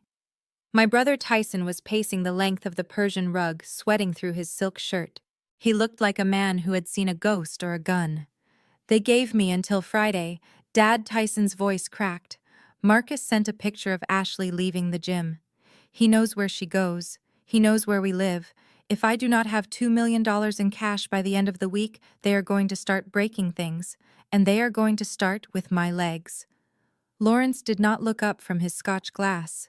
He was sitting at the head of the table, staring into the amber liquid as if it held the answers to his salvation. $2 million is a lot of money, son, Lawrence said, his voice heavy with a different kind of fear. But it is nothing compared to what is coming for me. The Board of Deacons voted tonight. They are bringing in an external auditor next Monday. Vivien gasped from her seat, clutching her chest. An auditor? But Lawrence, the accounts, the crypto transfers, the condo for that girl. If they see those, we are finished. We will go to prison. Exactly. Lawrence slammed the glass down on the table hard enough to crack the coaster. I need to replace $4 million before Monday morning. Tyson needs $2 million by Friday. We are sitting on a powder keg and the match is lit, and the only fire extinguisher is locked in Jada's bank account. Ashley sat in the corner, biting her nails. She was terrified not just of the loan sharks, but of me. She knew I had the photos of her affair, but greed and survival were stronger than shame. She won't sign, Ashley said, her voice trembling. I tried to talk to her. She hates us. Did you see her at the office? She enjoyed it. She liked watching us beg. She is not going to give us a dime out of the goodness of her heart. Then we stop begging, Lawrence said, standing up. His eyes were cold, calculating the same look he gave when he was about to crush a rival preacher. We stop playing nice. If she wants to play the legal game, we will bury her in it. What do you mean? Vivien asked, looking up at him with hope. I mean, we sue her, Lawrence said. We sue her for everything. We claim she forged the will. We claim she manipulated a dying man. We claim elder abuse. We paint her as a predator who preyed on her own grandfather. But the will is real, Tyson stammered. Mr. Sterling witnessed it. The signatures are real. It does not matter what is real. Lawrence shouted, his voice echoing off the high ceilings. It matters what we can prove in court, or at least what we can use to freeze the assets. If we file a lawsuit contesting the will tomorrow morning, the judge will issue an injunction. The estate will be frozen. Jada won't be able to touch a dime. And then what? Tyson asked. And then we offer to settle, Lawrence said. We tell her we will drop the lawsuit and keep her out of jail if she gives us half. She is a scared little girl, Tyson. She does not have the stomach for a legal battle. She will crumble. She will sign the settlement just to make it go away. But we need proof, Vivien said, wringing her hands. We need a reason. The judge won't just take our word for it. Otis was sharp as a tack until the end. Everyone knew that. I know a doctor, Lawrence said, a cruel smile twisting his lips.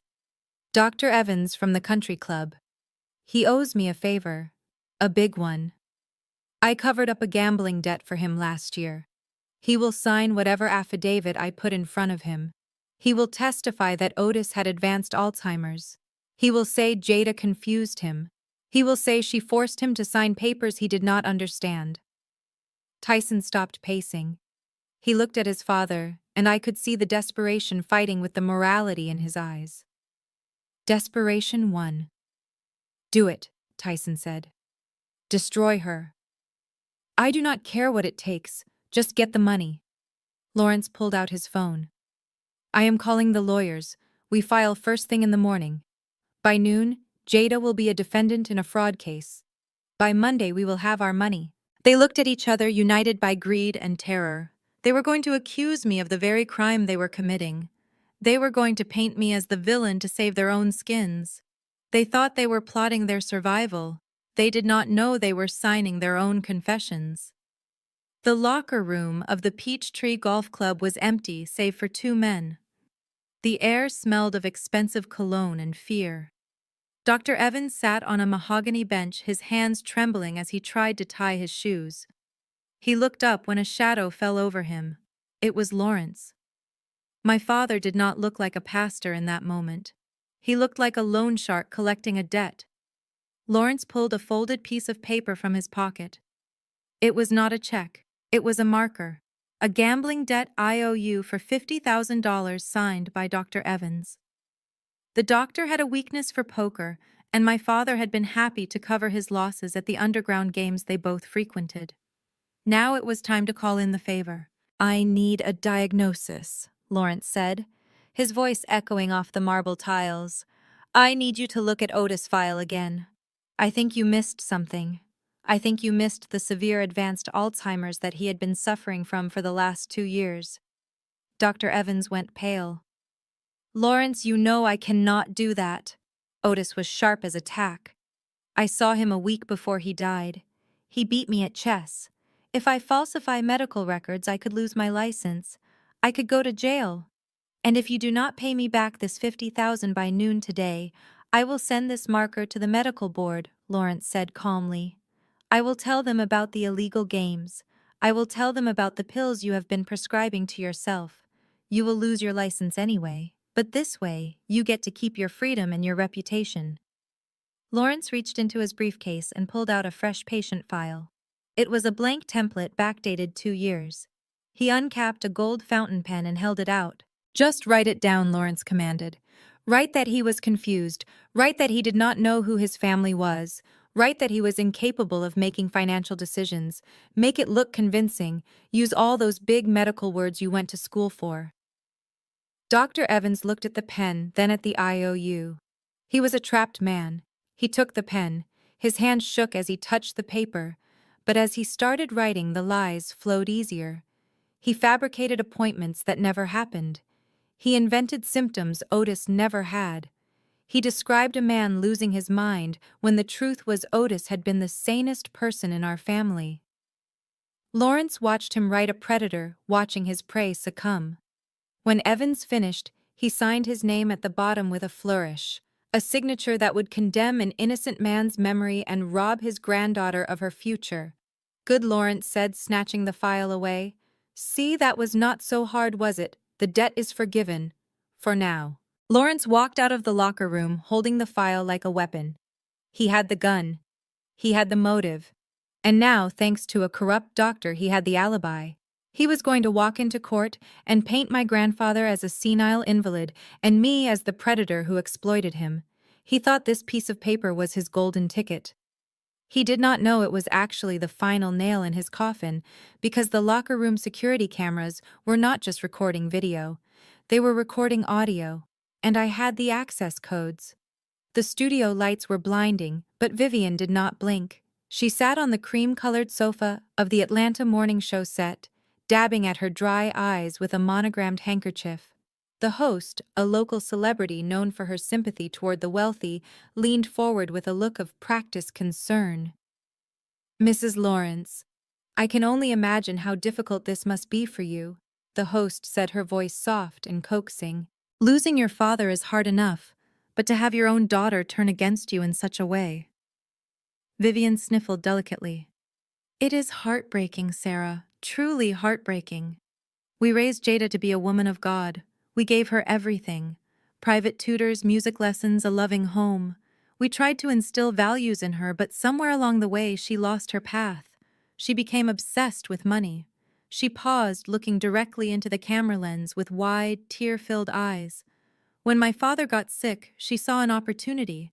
While we were praying for his recovery, she was whispering in his ear, confusing him, isolating him from the people who truly loved him. She preyed on a dying man, Sarah. She took advantage of his dementia to steal his legacy." The host shook her head in disbelief. "And now she has taken everything: the family business, the estate. Everything." Vivien sobbed, finally letting a real tear fall. "We have nothing. My husband has dedicated his life to the church to serving this community, and now we might lose our home because of his own daughter's greed. We just want justice, Sarah. We just want what my father would have wanted if he had been in his right mind. I watched the broadcast from my apartment, my coffee growing cold in my hand. My phone was blowing up with notifications. Twitter was on fire. People who had never met me were calling for my arrest. The hashtag Justice for Bishop Lawrence was trending locally. She is a monster, one comment read. Who does that to their own parents? Lock her up, another said. Stealing from the church family is stealing from God. I scrolled through the vitriol, feeling a strange sense of calm. My mother was good. She was very good. She had painted a masterpiece of victimhood using lies as her palette. She had turned the entire city against me in 20 minutes of airtime. But she had made a critical mistake. She had said we gave her everything. I opened my laptop and pulled up the financial records from my childhood, the free lunch applications my mother had forged to save money while driving a Mercedes, the student loan documents I had signed at 18 because they refused to pay for college, even though they had a college fund for Tyson, the medical bills I had paid myself when I broke my arm because she did not want her insurance premiums to go up. She was playing to the court of public opinion. I was playing to a court of law. She wanted sympathy. I wanted a verdict. Let them have their hashtag. Let them rage. They were just adding fuel to the fire that was going to burn their house down. I took a screenshot of the interview, specifically the moment where she claimed poverty.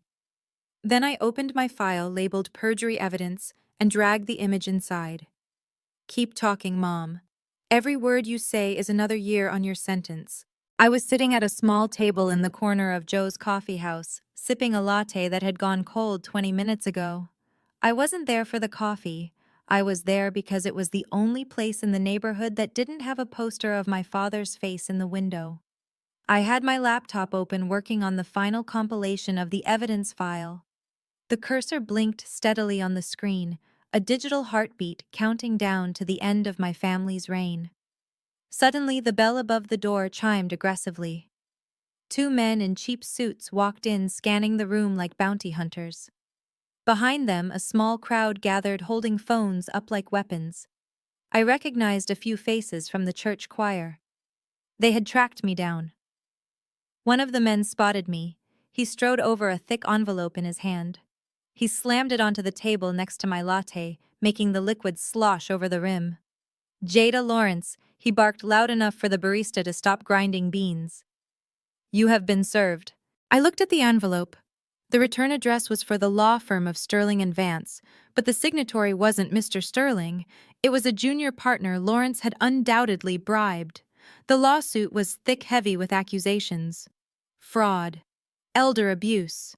Theft by deception. A flash went off in my face. I looked up. Mrs. Gable was standing right there filming me with her phone. Smile for the camera, thief, she sneered. The whole world is going to see you get what you deserve.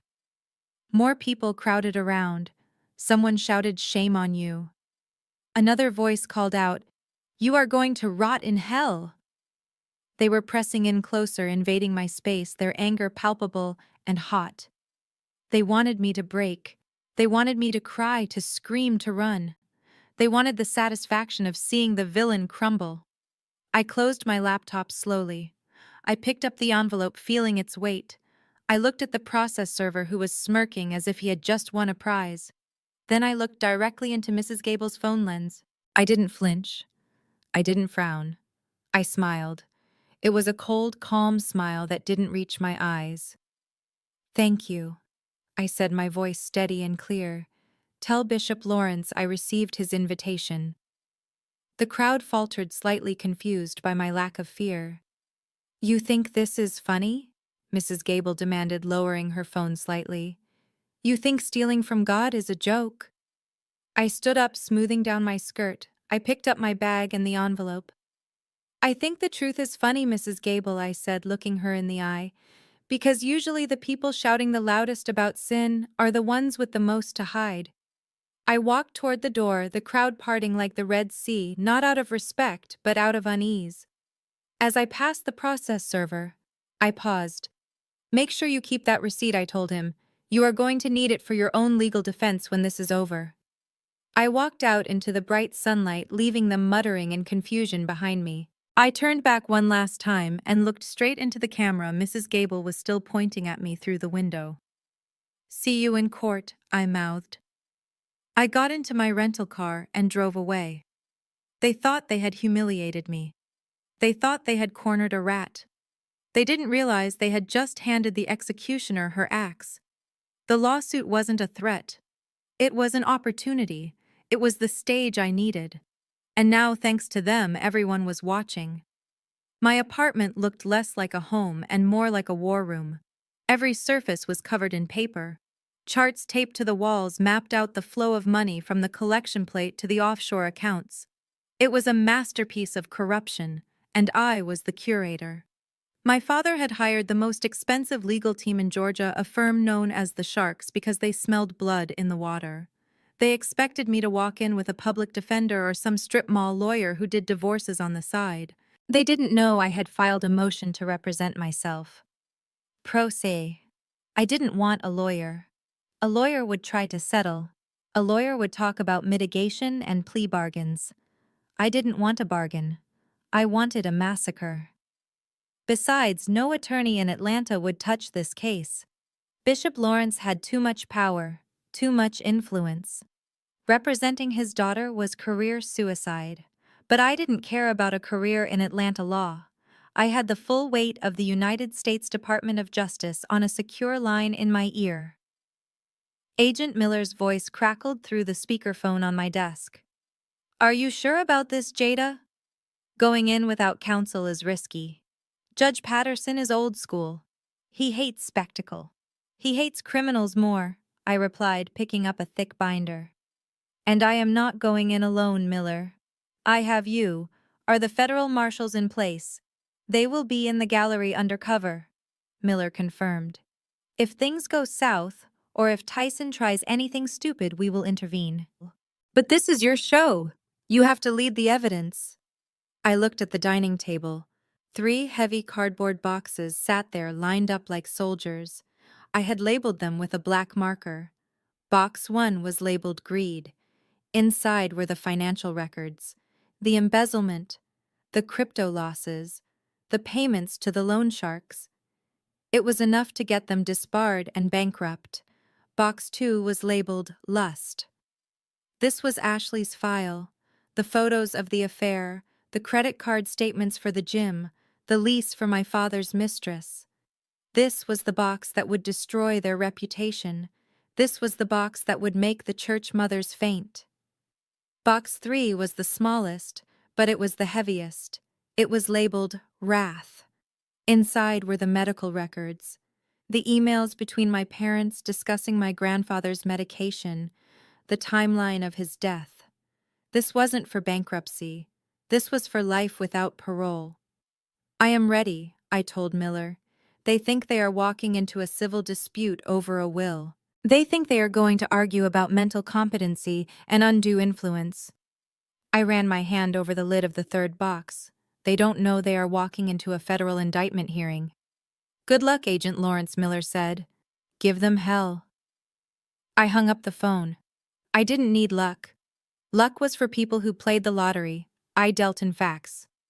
I picked up the first box, feeling the weight of my family's sins in my arms. I walked to the door, not looking back. Tomorrow I wasn't just a daughter or a defendant. I was the reckoning. The night before the trial, my phone rang at exactly 11 o'clock. I didn't need to look at the screen to know who it was. The sharks were circling one last time. I let it ring 3 times before picking up. "Hello, Bishop?" I said, my voice calm. There was a pause on the other end, heavy with breathing. Jada Lawrence said, his voice not the booming baritone of the pulpit, but a low, dangerous growl. "I am giving you one last chance, one last opportunity to save your soul and your freedom." I didn't say anything. I just waited. "We are willing to be generous," he continued. Sign over the estate tomorrow before court begins. Admit that you made a mistake. Admit that you were confused. We will drop the lawsuit. We will even set up a small allowance for you, enough to keep you in that little apartment of yours. We will tell the congregation you repented. We will welcome you back into the fold. And if I don't, I asked, leaning back in my chair. Then God help you, Lawrence hissed. My lawyers will destroy you. We have evidence, Jada. We have witnesses who will testify that you are unstable. We will paint a picture of a mentally ill woman who preyed on her dying grandfather. You won't just lose the money. You will lose your freedom. You will spend the next 10 years in a cell for fraud and elder abuse. Do you understand me? You will rot in prison. I looked at the boxes sitting by my door. Greed, lust, wrath. I looked at the file labeled capital murder evidence. It is interesting you talk about prison, Dad, I said softly. Have you ever been to a federal prison? I hear the food is terrible, and they don't let you wear custom suits. What are you talking about? Lawrence snapped. Don't play games with me, girl. I am not playing games, I said.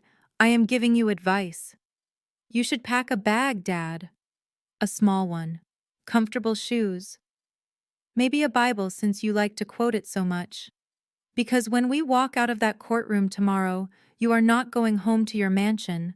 You are not going to your mistress in Midtown. You are going into custody. You are delusional, he shouted, losing his composure. You have nothing. You are a nobody. I am the person who knows about the crypto wallet, Dad. I cut him off, my voice sharp as a knife. I know about the $4 million.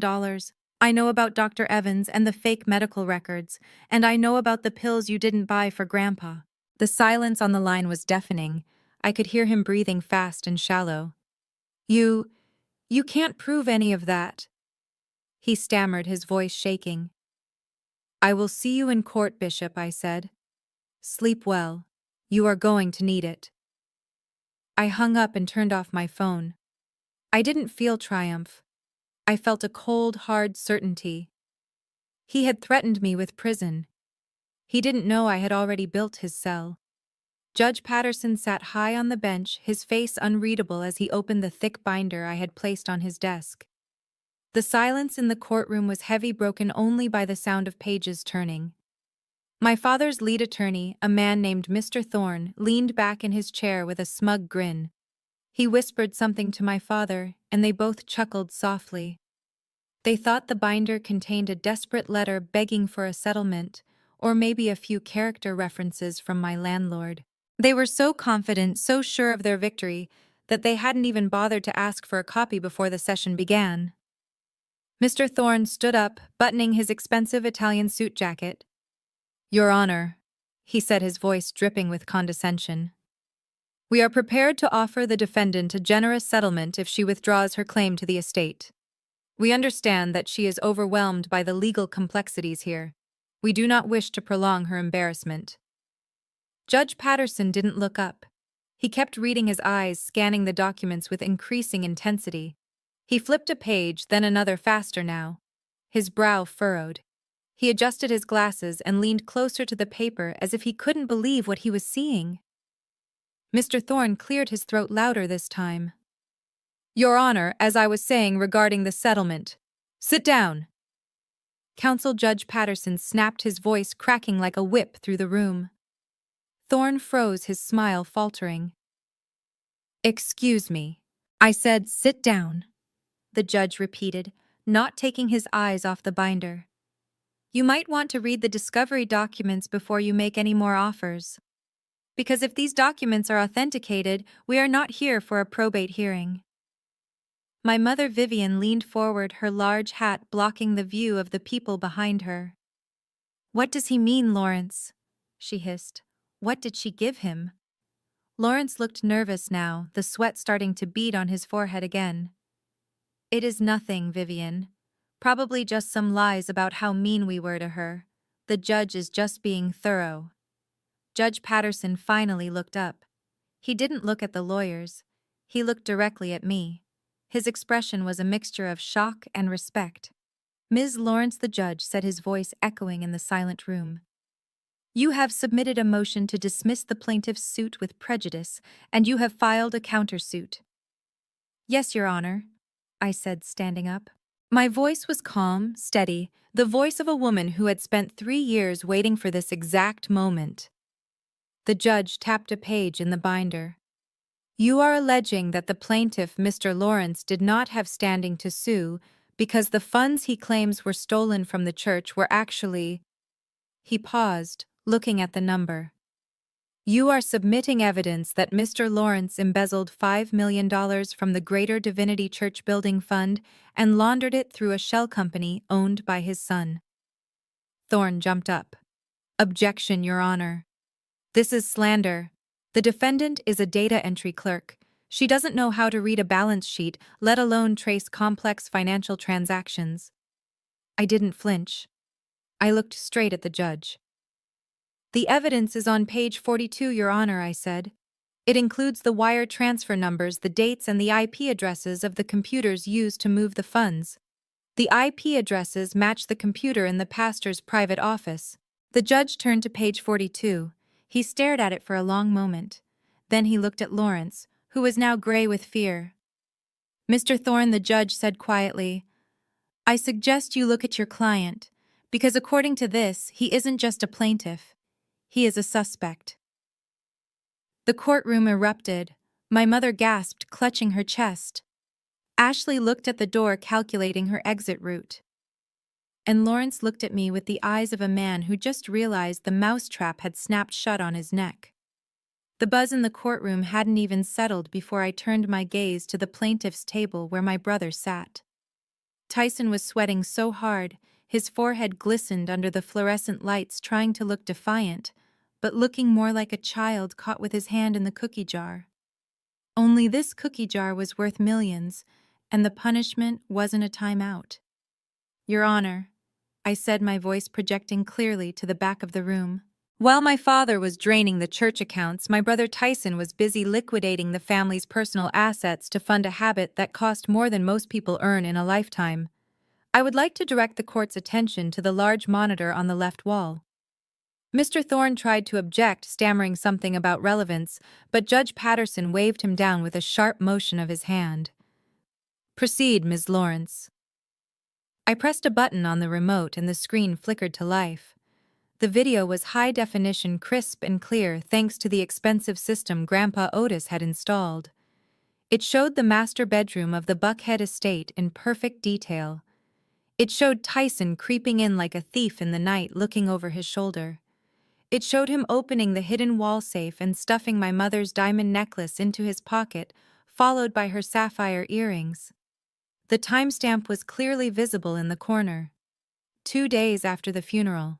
A gasp rippled through the gallery, and Vivien covered her mouth with a gloved hand, her eyes wide with betrayal.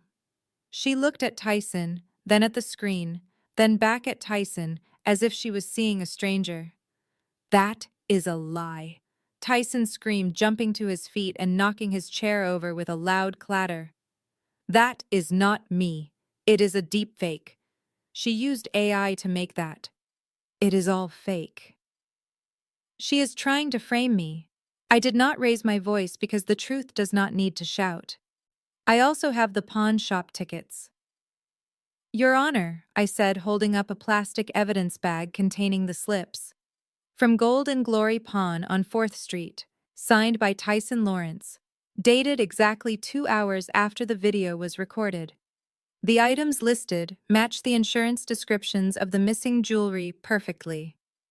Tyson looked around the room, his eyes wild and darting. He was drowning, and he knew it, but I wasn't done. I wanted him to stay under. Why would the financial manager of a megachurch need to steal his own mother's jewelry? I asked rhetorically, turning back to the judge. Because he wasn't investing the church's money, he was losing it. I flipped to the next tab in the binder. Exhibit C, Your Honor. These are bank statements from T-Bone Enterprises. They show monthly transfers of $50,000 to an offshore account in the Caymans. But the account doesn't belong to a bank or a charity. It belongs to an online gambling syndicate.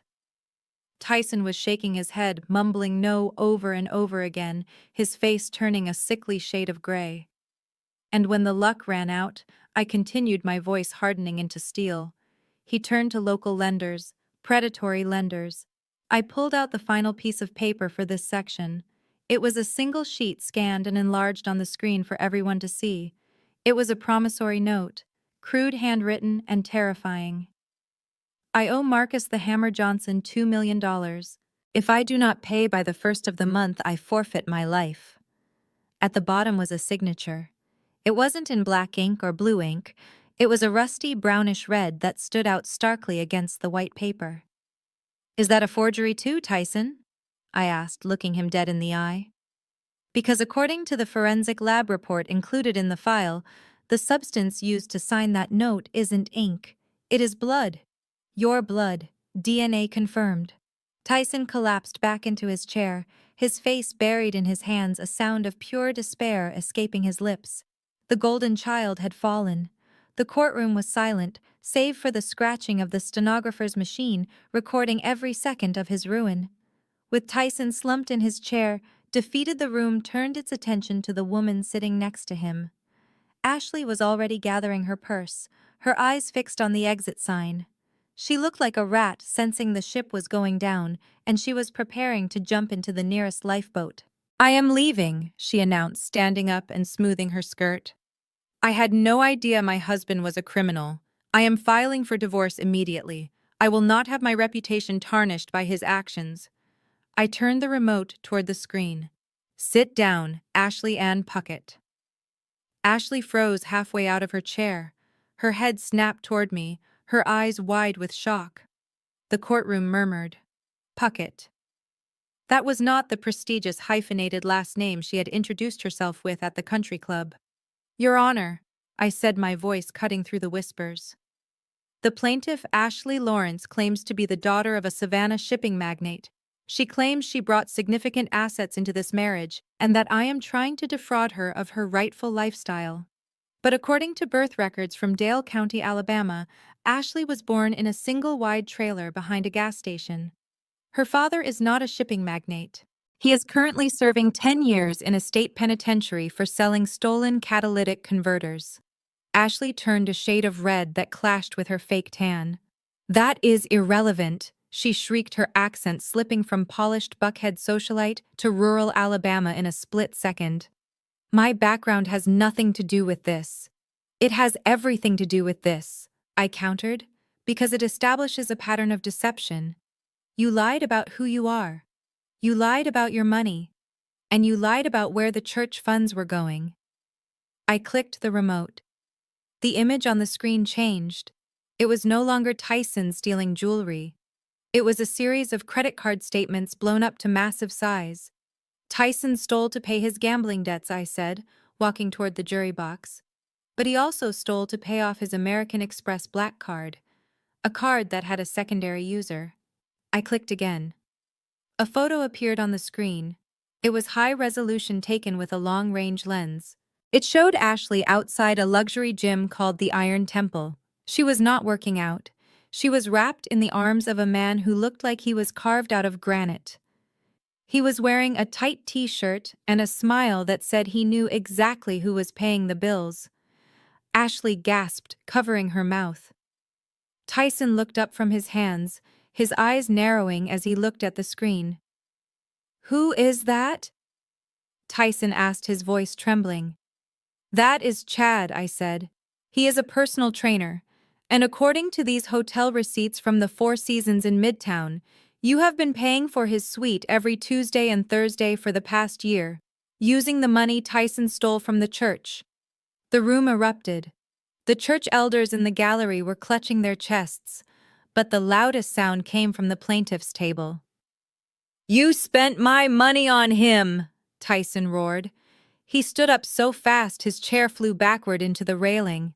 Ashley tried to scramble away, but she was trapped between the table and the angry man she had married. I stole for you, Tyson screamed, his face purple with rage. I risked my life for you, and you are sleeping with the gym teacher. He lunged. It was not a calculated move. It was the explosion of a man who had lost everything. He grabbed Ashley by her expensive hair extensions and yanked. She screamed, clawing at his face. They crashed to the floor in a tangle of limbs and designer fabric, rolling around like brawlers in a parking lot. Order Judge Patterson shouted, banging his gavel so hard it sounded like gunshots. Bailiffs restrained them. 3 officers rushed forward, pulling Tyson off his wife. He was still kicking and screaming, shouting obscenities that would make a sailor blush. Ashley was sobbing on the floor, her dress torn, her fake life ripped apart for everyone to see. I stood there watching the chaos. They had wanted to drag my name through the mud. They had wanted to humiliate me. Now they were tearing each other apart on the floor of a federal courtroom. I did not feel pity. I felt the cold satisfaction of balance being restored. But I was not done. The queen was still on the board, and she needed to fall. The bailiffs dragged Tyson back to his chair, and Ashley sat weeping on the floor, her designer dress ruined. But the silence that followed was even more terrifying. I turned my eyes to the last person standing. My mother, Vivien. She sat frozen in her seat, clutching her pearls, her eyes darting around the room like a cornered animal. She was trying to maintain the mask of the grieving daughter, the pious First Lady of greater divinity, but the cracks were showing. Your Honor, I said, my voice soft, but carrying to every corner of the room. We have seen greed, and we have seen lust. But the Bible speaks of another sin, vanity. Vivien stood up, her hands shaking. I will not sit here and be lectured by a child. I loved my father. I cared for him every day. I prayed by his bedside. Did you, Mom? I asked, holding up a small black flash drive. Or did you pray for something else? I plugged the drive into the court's AV system. This is a recording from the security system in Grandpa Otis's room, dated 3 weeks before he passed. I pressed play. The audio boomed through the speakers, crystal clear. It was the sound of my mother talking on the phone, her voice shrill and impatient. I am telling you, Sheila, he is just lingering. It is exhausting. Every day he stays alive is another day I have to wait for my money. Do you know how much a full facelift costs in Beverly Hills? I need that inheritance now. If he does not go soon, I am going to miss my appointment with the surgeon. I swear sometimes I just want to put a pillow over his face and be done with it. The recording ended with the sound of her callous laughter. The reaction in the gallery was immediate and visceral. The church mother's women who had looked up to Vivien for decades gasped in unison. A heavy silence fell over the room, followed by a wave of murmurs that sounded like a storm gathering. Someone shouted Jezebel from the back row. Another voice cried out, "You wicked woman!" Vivien looked at the crowd, her face crumbling. "No," she stammered, reaching out her hands as if to catch her falling reputation. "That was just stress. I was venting. It is out of context. I did not mean it. You wished death on your own father so you could fix your neck," I asked, looking her dead in the eye. "You sat by his bed holding his hand and calculating the cost of your vanity while he fought for every breath. You stood in front of the congregation and asked for prayers for his recovery while you were secretly booking flights to California for cosmetic surgery." Vivien sank back into her chair, covering her face with her hands, trying to hide from the hundreds of eyes staring at her with pure disgust. The image of the Holy First Lady was gone, destroyed by her own voice. In its place was a vain, hollow shell of a woman who valued silicone over her own flesh and blood. The courtroom buzzed with the sound of judgment, and for the first time in her life, Vivien Lawrence had nowhere to hide. Mr. Thorne, the lead attorney for my parents, stood up and buttoned his jacket with a smug smile that made my stomach turn. "Your Honor, I move to strike all of this so-called evidence from the record. This is a circus. We have spent the last hour looking at colorful charts and listening to wild theories, but we are ignoring the most fundamental fact of this case." He turned to face me, pointing a manicured finger directly at my face. "The defendant, Jada Lawrence, is a data entry clerk at a logistics warehouse. She makes $15 an hour typing shipping codes into a spreadsheet. She barely has a high school diploma, let alone a degree in finance. Lawrence chuckled from his seat, gaining confidence from his lawyer's aggression. He is right, Your Honor. My daughter struggles to balance her own checkbook. The idea that she could trace complex international wire transfers and decrypt offshore shell companies is laughable. It is a fantasy. These documents are clearly forged or downloaded from the internet. She does not have the education or the intelligence to understand high-level finance. The courtroom murmured. It was a valid point. To the world, I was just Jada, the broke girl with the old car. Judge Patterson looked at me over his glasses. Ms. Lawrence, the counsel raises a point regarding authentication.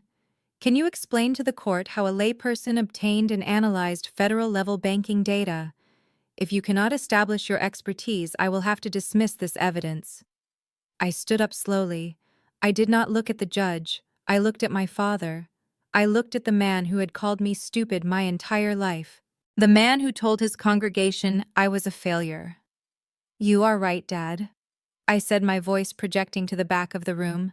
A data entry clerk could not have found those accounts. It takes a specialist to find money that does not want to be found. It takes someone with a very specific set of skills to track a thief who hides behind a pulpit. I reached into my worn leather bag. My parents watched me, confusion clouding their arrogance. I pulled out a lanyard. Hanging from it was a gold badge and a laminated ID card with the seal of the United States Department of Justice. I put it around my neck. The gold badge caught the courtroom lights, shining brighter than any of the jewelry my mother had stolen. My name is Special Agent Jada Lawrence, I said, my voice ringing with authority. I am a senior forensic accountant for the Federal Bureau of Investigation Economic Crimes Unit. The silence in the room was absolute. My mother's mouth fell open. Mr. Thorne dropped his pen. Lawrence looked like he had been shot. I did not take a low-paying job because I was a failure. I continued walking toward them. I took a cover assignment. 3 years ago, Grandpa Otis came to me because he knew money was bleeding from his companies.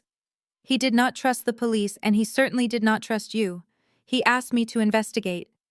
I leaned over the plaintiff's table, looking deep into my father's terrified eyes. Every family dinner I sat through silently. Every insult I took about my cheap clothes, every time you mocked my job, I was building a case. I was not entering shipping codes, Dad. I was auditing you. You thought I was a disappointment because I did not go to law school. You had no idea I was the one signing the warrants for your bank records. You called me stupid while I was gathering the evidence that is going to put you away for life. Judge Patterson looked at the badge, then at the file. So, these aren't just plaintiff exhibits, he asked. No, Your Honor, I said, turning back to the bench. These are federal indictments, and I am not just the defendant. I am the lead investigator. The silence in the courtroom was heavy enough to crush bone. My father Lawrence was staring at my FBI badge like it was a poisonous snake. He opened his mouth to speak, probably to spin another lie about how he did not know, or how I was exaggerating, but I did not give him the chance. I had one more nail for his coffin, and this one was not about money. It was about blood. I walked back to the evidence table and picked up the final folder. It was thin red and labeled, State versus Lawrence. You are right about one thing, Dad, I said, my voice dropping to a whisper that echoed in the silent room. You did not just steal from the church. You did not just bankrupt the family. You did something much worse. You traded a life for a payout. I clicked the remote. The screen changed. Gone were the bank statements and the wire transfers. In their place was a medical chart next to a pharmacy log. Grandpa Otis took digoxin for his heart every day for 12 years, I said, pointing to the screen. It kept his rhythms steady. It kept him alive. He never missed a dose. Until November. I zoomed in on the dates. The prescription ran out on November 1st, I continued. He died on November 14th. For 2 weeks he sat in that big house struggling to breathe, his heart failing because he did not have his medicine. Lawrence stood up, his face gray. He was old Jada. His heart just gave out. It happens. It happens when someone cancels the refill order. I shouted, my composure finally cracking under the weight of my grief. I clicked the remote one last time. An email appeared on the screen. It was from Lawrence's private account sent to the concierge pharmacist at the medical center. Subject: Otis Williams refill. Body: do not refill the digoxin. We are transitioning to palliative care. He is ready to go home to the Lord. Let nature take its course. A collective gasp sucked the air out of the room. This was not financial fraud. This was not embezzlement. This was murder. He was not in palliative care, I said, tears stinging my eyes. He was sitting in his chair waiting for you to bring him his medicine. He trusted you. He thought you were his son. And you watched him suffocate because you needed the insurance money to pay off your crypto losses. Lawrence collapsed into his chair. He looked small. He looked weak. He looked like a murderer. Judge Patterson stood up. His face was pale, his hands shaking as he reached for the phone on his bench. Bailiff, lock the doors, he ordered, his voice booming. No one leaves this room. This is no longer a civil hearing. I am declaring this a crime scene. My mother Vivien let out a wail of pure terror, but nobody looked at her. All eyes were on Lawrence, the man of God who had played executioner for a check. I took off my badge and set it on the table. The audit was over. The judgment had begun. The doors to the courtroom burst open with a violence that made the wood groan. It wasn't the press this time. It was a tactical team from the Atlanta Police Department flanked by federal marshals. Judge Patterson had made the call the moment he declared the room a crime scene. The air in the room shifted instantly from legal tension to the chaotic energy of an active takedown. The sharks in expensive suits at the plaintiff's table scrambled back, dropping their briefcases, realizing that their retainer fees did not cover being accessories to homicide. Lawrence tried to stand his ground. He tried to summon the commanding presence that had fooled thousands of people every Sunday morning. He puffed out his chest and held up a hand as if he could stop the law with a benediction. Do not touch me, he bellowed, his voice cracking under the strain. I am a bishop. I am a man of God. This is persecution. You have no right. The lead officer did not care about his title or his theology. He spun Lawrence around and slammed his chest against the mahogany table. The sound of metal handcuffs ratcheting shut echoed through the room, loud and final.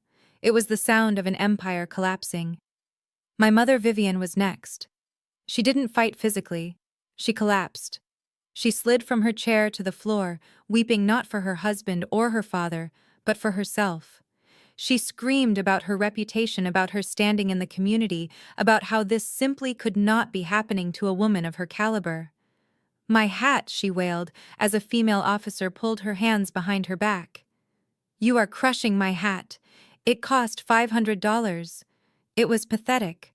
The First Lady of Greater Divinity, the woman who had sneered at my clothes and my job, was being arrested for conspiracy to commit murder, and all she could think about was her millinery. Tyson didn't even try to run. When the marshals grabbed him, he went limp.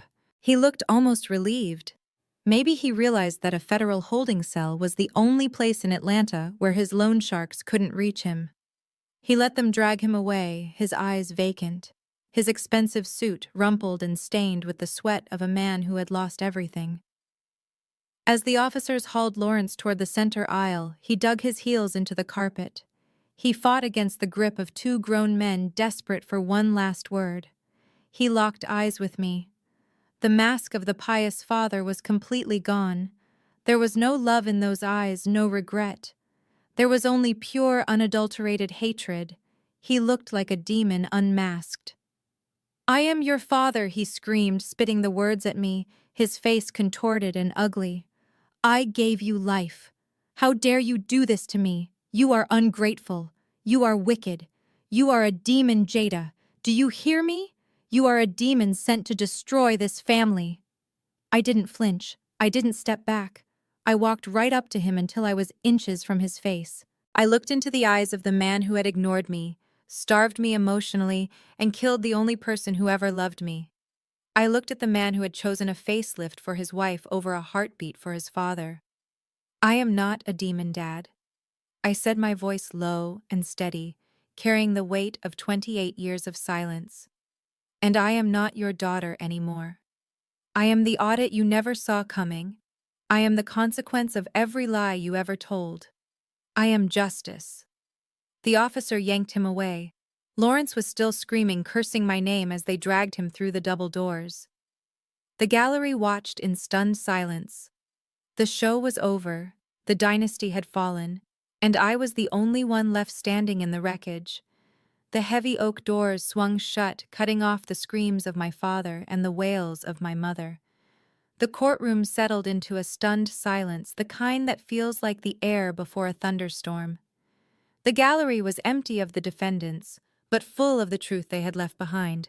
The jurors looked shell-shocked. The court reporter's hands hovered over her keys, waiting. Judge Patterson sat back in his chair. He took off his glasses and rubbed the bridge of his nose. He looked older than he had an hour ago. He looked like a man who had stared into the abyss of human greed and watched it blink. He picked up his gavel but didn't bang it yet. He looked at Mr. Thorne, the expensive lawyer my parents had hired to destroy me. Thorne was packing his briefcase with frantic speed, trying to dissociate himself from the radioactive clients he had just represented. "Counsel," the judge said, his voice grave and echoing in the quiet room. "Do you have any remaining motions regarding the estate of Otis Williams?" Thorne stood up, wiping sweat from his upper lip. "No, Your Honor. We withdraw. We withdraw everything. My firm is severing ties with the plaintiffs effective immediately. We had no knowledge of the criminal activities. We were misled." "Sit down, Mr. Thorne," the judge said. "You can explain that to the Bar Association later. Right now, I have a ruling to make." He turned his gaze to me. I stood up one last time. I wasn't the defendant anymore. I was the survivor. Based on the overwhelming evidence presented here today, Judge Patterson began, his voice booming with the finality of the law, including forensic financial records, video surveillance, and medical documentation. "I am dismissing the plaintiff's suit with prejudice. The claims of undue influence and fraud against Ms. Jada Lawrence are found to be meritless and frankly malicious." He picked up the original will, the document that had started this war. "The last will and testament of Otis Williams is hereby validated and enforced immediately. The court recognizes Ms. Jada Lawrence as the sole beneficiary and executor of the estate. All assets, including the $40 million in liquid holdings, the Williams Supply Chain Corporation, and all real estate properties, are transferred to her control effective this second." He paused, looking at the red folder on his desk. "The one labeled capital murder evidence. Furthermore, the court finds probable cause to believe that serious felonies have been committed. I am transferring all evidence presented in this courtroom today to the District Attorney's Office with a recommendation for immediate indictment on charges of embezzlement, fraud, and homicide." He looked at me, his eyes softening just a fraction. "Ms. Lawrence, you have done a service to your grandfather's memory today. It is rare to see justice this absolute."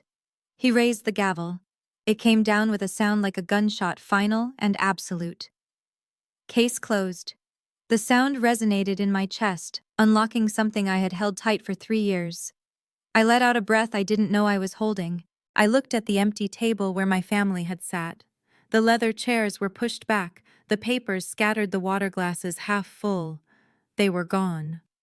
The people who had made me feel small, who had stolen my childhood and tried to steal my future, were gone.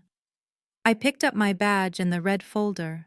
I walked out of the courtroom not as a victim, but as the CEO of an empire and the woman who had finally cleaned house. The money didn't matter. The vindication didn't matter. What mattered was that Otis could finally rest. And so could I. The heavy steel door buzzed loudly, a mechanical grinding sound that echoed through the concrete visitation room. I sat on a cold metal stool on the free side of the thick plexiglass partition. I was wearing a silk blouse and tailored trousers, the kind of clothes a CEO wears. My hands rested calmly on the counter. I waited. When the guard finally escorted them in, I almost did not recognize them. It had only been 3 weeks since the trial, but prison time does not move like normal time. It ages you. It strips you down to the bone. My father Lawrence shuffled in first. Gone was the custom three-piece suit. Gone were the diamond cufflinks and the Italian leather shoes. He was wearing a bright orange jumpsuit that hung loosely on his frame. His posture, usually so upright and commanding, was slumped. He looked small. He looked old. My mother Vivien followed him. This was the shock. Without her wigs, without her professional makeup, without her Botox injections, she looked like a different woman. Her hair was gray and brittle, pulled back into a severe bun. Her face was lined with stress and exhaustion. She wasn't the First Lady of Greater Divinity anymore. She was inmate number 8940. They sat down on the other side of the glass, picking up the heavy black receivers. I picked up mine. Jada. Vivien breathed, her voice cracking. Oh God, Jada, you came. You have to help us. It is a nightmare in here. The food is inedible. The soap burns my skin. I am sleeping on a cot, Jada. A cot. Lawrence cut her off, his eyes desperate. Listen to me, Jada. We need a new lawyer. The public defender they gave us is an idiot. He says we should plead guilty to the homicide charges to avoid the death penalty. You have to hire Cohen. He is the best. He costs a fortune, but you have the money now. I looked at them. They weren't sorry. They weren't repenting for killing Grandpa Otis or for stealing millions. They were just uncomfortable. They were just inconvenienced. I am not hiring Cohen, Dad. I said, my voice flat. I am not hiring anyone. But you have $40 million. Lawrence hissed, slamming his hand against the ledge. That is our money. We earned it. You owe us. We raised you. You raised a scapegoat, I corrected him. You raised a cover story. And you killed the man who actually earned that money. Vivien started to weep, ugly, loud sobs that made the guard look over. Please, Jada. We are your parents. Does the Bible not say honor your father and mother? How can you leave us in here to rot? You call yourself a Christian. Where is your mercy? Mercy, I repeated, tasting the word. I reached into my designer bag. The guard took a step forward, but relaxed when he saw what I was pulling out. It was a book, a black leather Bible. It wasn't new. It was worn at the edges, the pages soft from use. It was Grandpa Otis's personal Bible, the one he read every morning before Lawrence stopped buying his medicine. I slid the book through the document slot at the bottom of the glass. It landed on their side with a heavy thud. You spent 20 years preaching from this book, Dad, I said, looking him dead in the eye. You told thousands of people that the Lord provides. You told them that faith was enough. You told them to trust in God's plan. Lawrence stared at the book as if it were a bomb. Well, here is your chance to practice what you preached, I said, standing up. Read it, Dad. Read it, Mom. Maybe you will find some comfort in there. Maybe you will find forgiveness. I hung up the receiver and smoothed down my silk shirt. Because you are not going to find any money in my bank account. God will provide for you. I won't. I turned my back on them. I could see them shouting behind the glass, their mouths moving silently, their fists pounding on the table. But I didn't look back. I walked out of the prison and into the bright, warm sunlight. The air tasted sweet. It tasted like justice. The fall of the House of Lawrence did not end with the slamming of a gavel. For my brother and sister-in-law, the nightmare was just moving to a new location. Tyson thought that being arrested by federal marshals was his salvation. He believed that a concrete cell would protect him from the debts he owed on the street. He forgot that Marcus the Hammer Johnson did not respect jurisdictional boundaries. 2 days into his holding period at the Fulton County Jail, Tyson was sitting in the cafeteria staring at a tray of gray slop.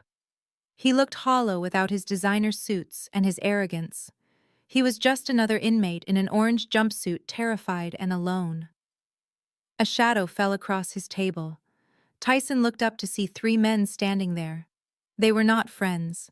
They were enforcers. One of them sat down opposite Tyson and smiled, revealing a mouth full of gold teeth. Marcus sends his regards, the man said, his voice low and casual. He says he saw you on the news. He says it is a shame about the inheritance. He was really looking forward to that payment. Tyson began to shake. I am in federal custody, he stammered. You cannot touch me here. The man laughed. We are everywhere, Tyson. A debt is a debt, and since you do not have the cash anymore, Marcus says we have to take it out in trade. Tyson tried to scream for the guards, but the other two men had already moved in. The beatdown was quick, brutal, and silent. By the time the guards finally intervened, Tyson had a broken jaw and 3 fractured ribs. He was moved to the infirmary, but the message was clear. There was nowhere to hide. His life of luxury was over, replaced by a lifetime of looking over his shoulder, waiting for the next payment to come due in blood. Across town, the scene was less violent, but equally humiliating. Ashley Ann Puckett had lost everything. The condo was seized. The Range Rover was repossessed. Her closet full of designer clothes was sold at auction to pay legal fees. She was back where she started, but this time she could not hide who she was. I drove past a diner on the outskirts of the city a week later. Through the window, I saw a woman in a stained yellow uniform wiping down a table. Her blonde extensions were gone, replaced by her natural mousy hair tied back in a messy bun. Her fake tan had faded, leaving her pale and tired. It was Ashley. She was not eating brunch with the ladies of Buckhead. She was serving grits to truck drivers. As I watched, a group of women from the church walked in. They were wearing their Sunday best hats high and attitudes higher. They sat in Ashley's section. I saw the moment of recognition. One of the women, Mrs. Gable, pointed a gloved finger. Ashley froze, the coffee pot trembling in her hand. The women did not order. They stood up, their faces twisted in disgust. They said something to the manager, pointing at Ashley, and then walked out, refusing to be served by the woman who had helped loot their church. Ashley stood there, humiliation burning her face red as the manager berated her for losing customers. She looked out the window, and for a second our eyes met across the parking lot. I did not smile. I did not gloat. I just looked at her. She saw the new car I was driving. She saw the peace in my face. And then she looked back down at her dirty apron. She had spent years pretending to be royalty. Now she was finally serving her penance, one refill at a time. The iron gates of the Buckhead estate stood wide open, but for the first time in years, they were not guarding a fortress of greed. I stood on the balcony where my mother used to sip champagne and judge the neighbors. Below me, the manicured lawn wasn't empty and silent. It was filled with the sound of laughter. A yellow school bus was parked in the circular driveway where Tyson used to park his Porsche. Children were running across the grass, chasing soccer balls and flying kites. This was no longer the Lawrence family residence. It was the Otis Williams Center for Opportunity. I walked through the house. The master bedroom where Tyson had stolen the diamonds was now a state-of-the-art computer lab. The wine cellar where Lawrence had hoarded vintage scotch was now a food pantry stocked floor to ceiling with supplies for local families. I had donated the furniture, the art, and the expensive rugs. I didn't want any of it. I didn't want the ghosts of my parents' vanity haunting these halls. I wanted to fill the space with something they had never allowed inside: hope. But charity was only half of my grandfather's legacy. The other half was the business he had built with his bare hands, and I had one final house to clean. I drove downtown to the headquarters of Williams Supply Chain Corporation. The glass skyscraper gleamed in the Atlanta sun, a monument to commerce. I took the private elevator to the top floor. The boardroom was waiting. 12 men sat around the long mahogany table. They were the board of directors, the old guard. They were the men who had smiled at my grandfather while stabbing him in the back. They had looked the other way when Lawrence funneled millions into his crypto schemes because Lawrence had made sure they got their kickbacks. They stood up when I entered, smoothing their expensive ties, putting on their best grandfatherly smiles. They thought they were dealing with a naive heiress. They thought they could pat me on the head, tell me not to worry my pretty little mind about numbers, and continue their theft. "Sit down, gentlemen," I said, my voice cutting through their pleasantries like a blade. I did not take the seat at the head of the table. I walked around it, placing a thick red folder in front of each man. Mr. Henderson, I began, stopping behind the chairman. I see you approved a vendor contract last year with a shipping company that does not own any trucks. A company registered to your brother-in-law. Henderson turned pale. Now Jada, business is complex. We have to make strategic alliances. Theft is not a strategy, I said, moving to the next man. And Mr. Davis, you signed off on the audit that missed the $4 million hole in the church account. Did you think I would not check the work papers? I am a forensic accountant. I check everything. The room went deadly silent. The smiles were gone, replaced by the cold sweat of men who realized they were trapped. You all knew, I said, standing at the head of the table. You knew Lawrence was bleeding this company dry. You knew he was killing the golden goose. And you let him do it because you were picking up the scraps. I pressed the intercom button on the table. Security, please come in. The doors opened and a team of guards entered. You are all fired, I said, my voice steady and final. Effective immediately. Your access to the building is revoked, your company credit cards are canceled, and do not bother looking for your severance packages. You will not be receiving them. Instead, you will be receiving subpoenas. I have turned all of these files over to the FBI. You are not just unemployed, you are under investigation. They did not argue. They did not bluster. They shuffled out of the room like scolded children carrying their shame in their briefcases. I watched them go. The room was empty now. The rot was gone. I sat down in my grandfather's chair. It felt big. It felt heavy. But for the first time, it felt clean. I picked up the phone and dialed my old team in Washington. Send me the resumes, I said. I need a new board. I need people with integrity. We have a lot of work to do. I looked out the window at the city below. The skyline was bright. The future was open. My grandfather's company was safe. His house was a sanctuary. And I was finally ready to begin. The cemetery was quiet, the morning mist clinging to the grass like a soft blanket. I stood in front of the simple granite headstone, the one Otis had chosen for himself years ago. It didn't have gold letters. It didn't have a statue of an angel. It just had his name, his dates, and one line. He built foundations, not fences. I knelt down and placed a single white rose on the cold stone. It wasn't an expensive bouquet. It was from the garden at the estate, the one he used to tend himself. Hey, Grandpa, I whispered. It is done. The house is full of kids again. The company is clean. And Dad? Well, Dad is somewhere. He can't hurt anyone anymore. I traced the letters of his name with my finger. For years I thought I was broken because my family didn't love me. I thought I was unworthy because I didn't fit their mold. But you knew, didn't you? You knew that being the black sheep didn't mean I was bad. It meant I was different. It meant I was strong enough to stand alone. A breeze rustled the leaves of the oak tree above me. It felt like a hand on my shoulder. You gave me the tools, Grandpa, I said, tears finally spilling over. Not the money. The money is just a tool. You gave me the truth. You trusted me with the truth when no one else would. And I promise you I will never let anyone bury it again. I stood up, wiping my eyes. I wasn't the scared girl in the thrift store suit anymore.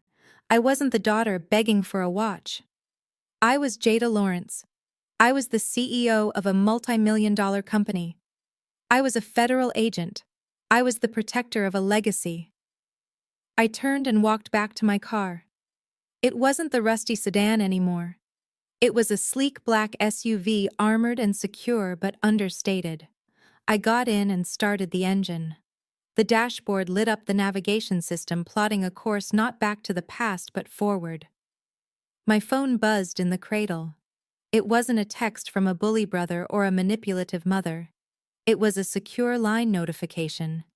Incoming call, Director Halloway. I pressed the answer button. Agent Lawrence Halloway's voice was crisp.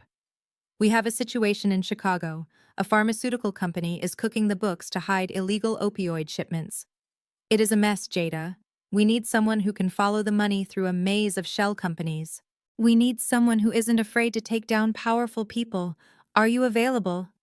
I looked back at the cemetery one last time, then shifted the car into drive. I am available, Director. I said, my voice steady and strong. Send me the files.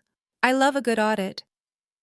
I pulled out onto the highway, merging into the flow of traffic. The city was ahead of me, bright and full of shadows. There were more monsters out there. More greedy men hiding behind suits and titles. More families destroying themselves for profit. But they didn't know I was coming. They didn't know that the girl they ignored was the one who was going to bring them down. I smiled for the first time in a long time. Let them hide. Let them run. I would find them. Because I wasn't just Jada anymore. I was the truth. And the truth always collects its debts. The most profound lesson from Jada's story is that underestimating someone based on their appearance or perceived status is a fatal mistake. Her family's arrogance blinded them to the truth that quiet competence often outshines loud pretension. While they chased wealth through deceit and cruelty, Jada cultivated real power through knowledge and integrity. The story serves as a stark reminder that greed is a self-destructive path. No matter how carefully one hides their corruption behind status or religion, the truth always leaves a paper trail. Ultimately, justice isn't about revenge. It is about restoring balance and protecting the legacy of those who built with honor. If you believe that karma always catches up with the greedy, hit that like button and subscribe for more stories of justice served.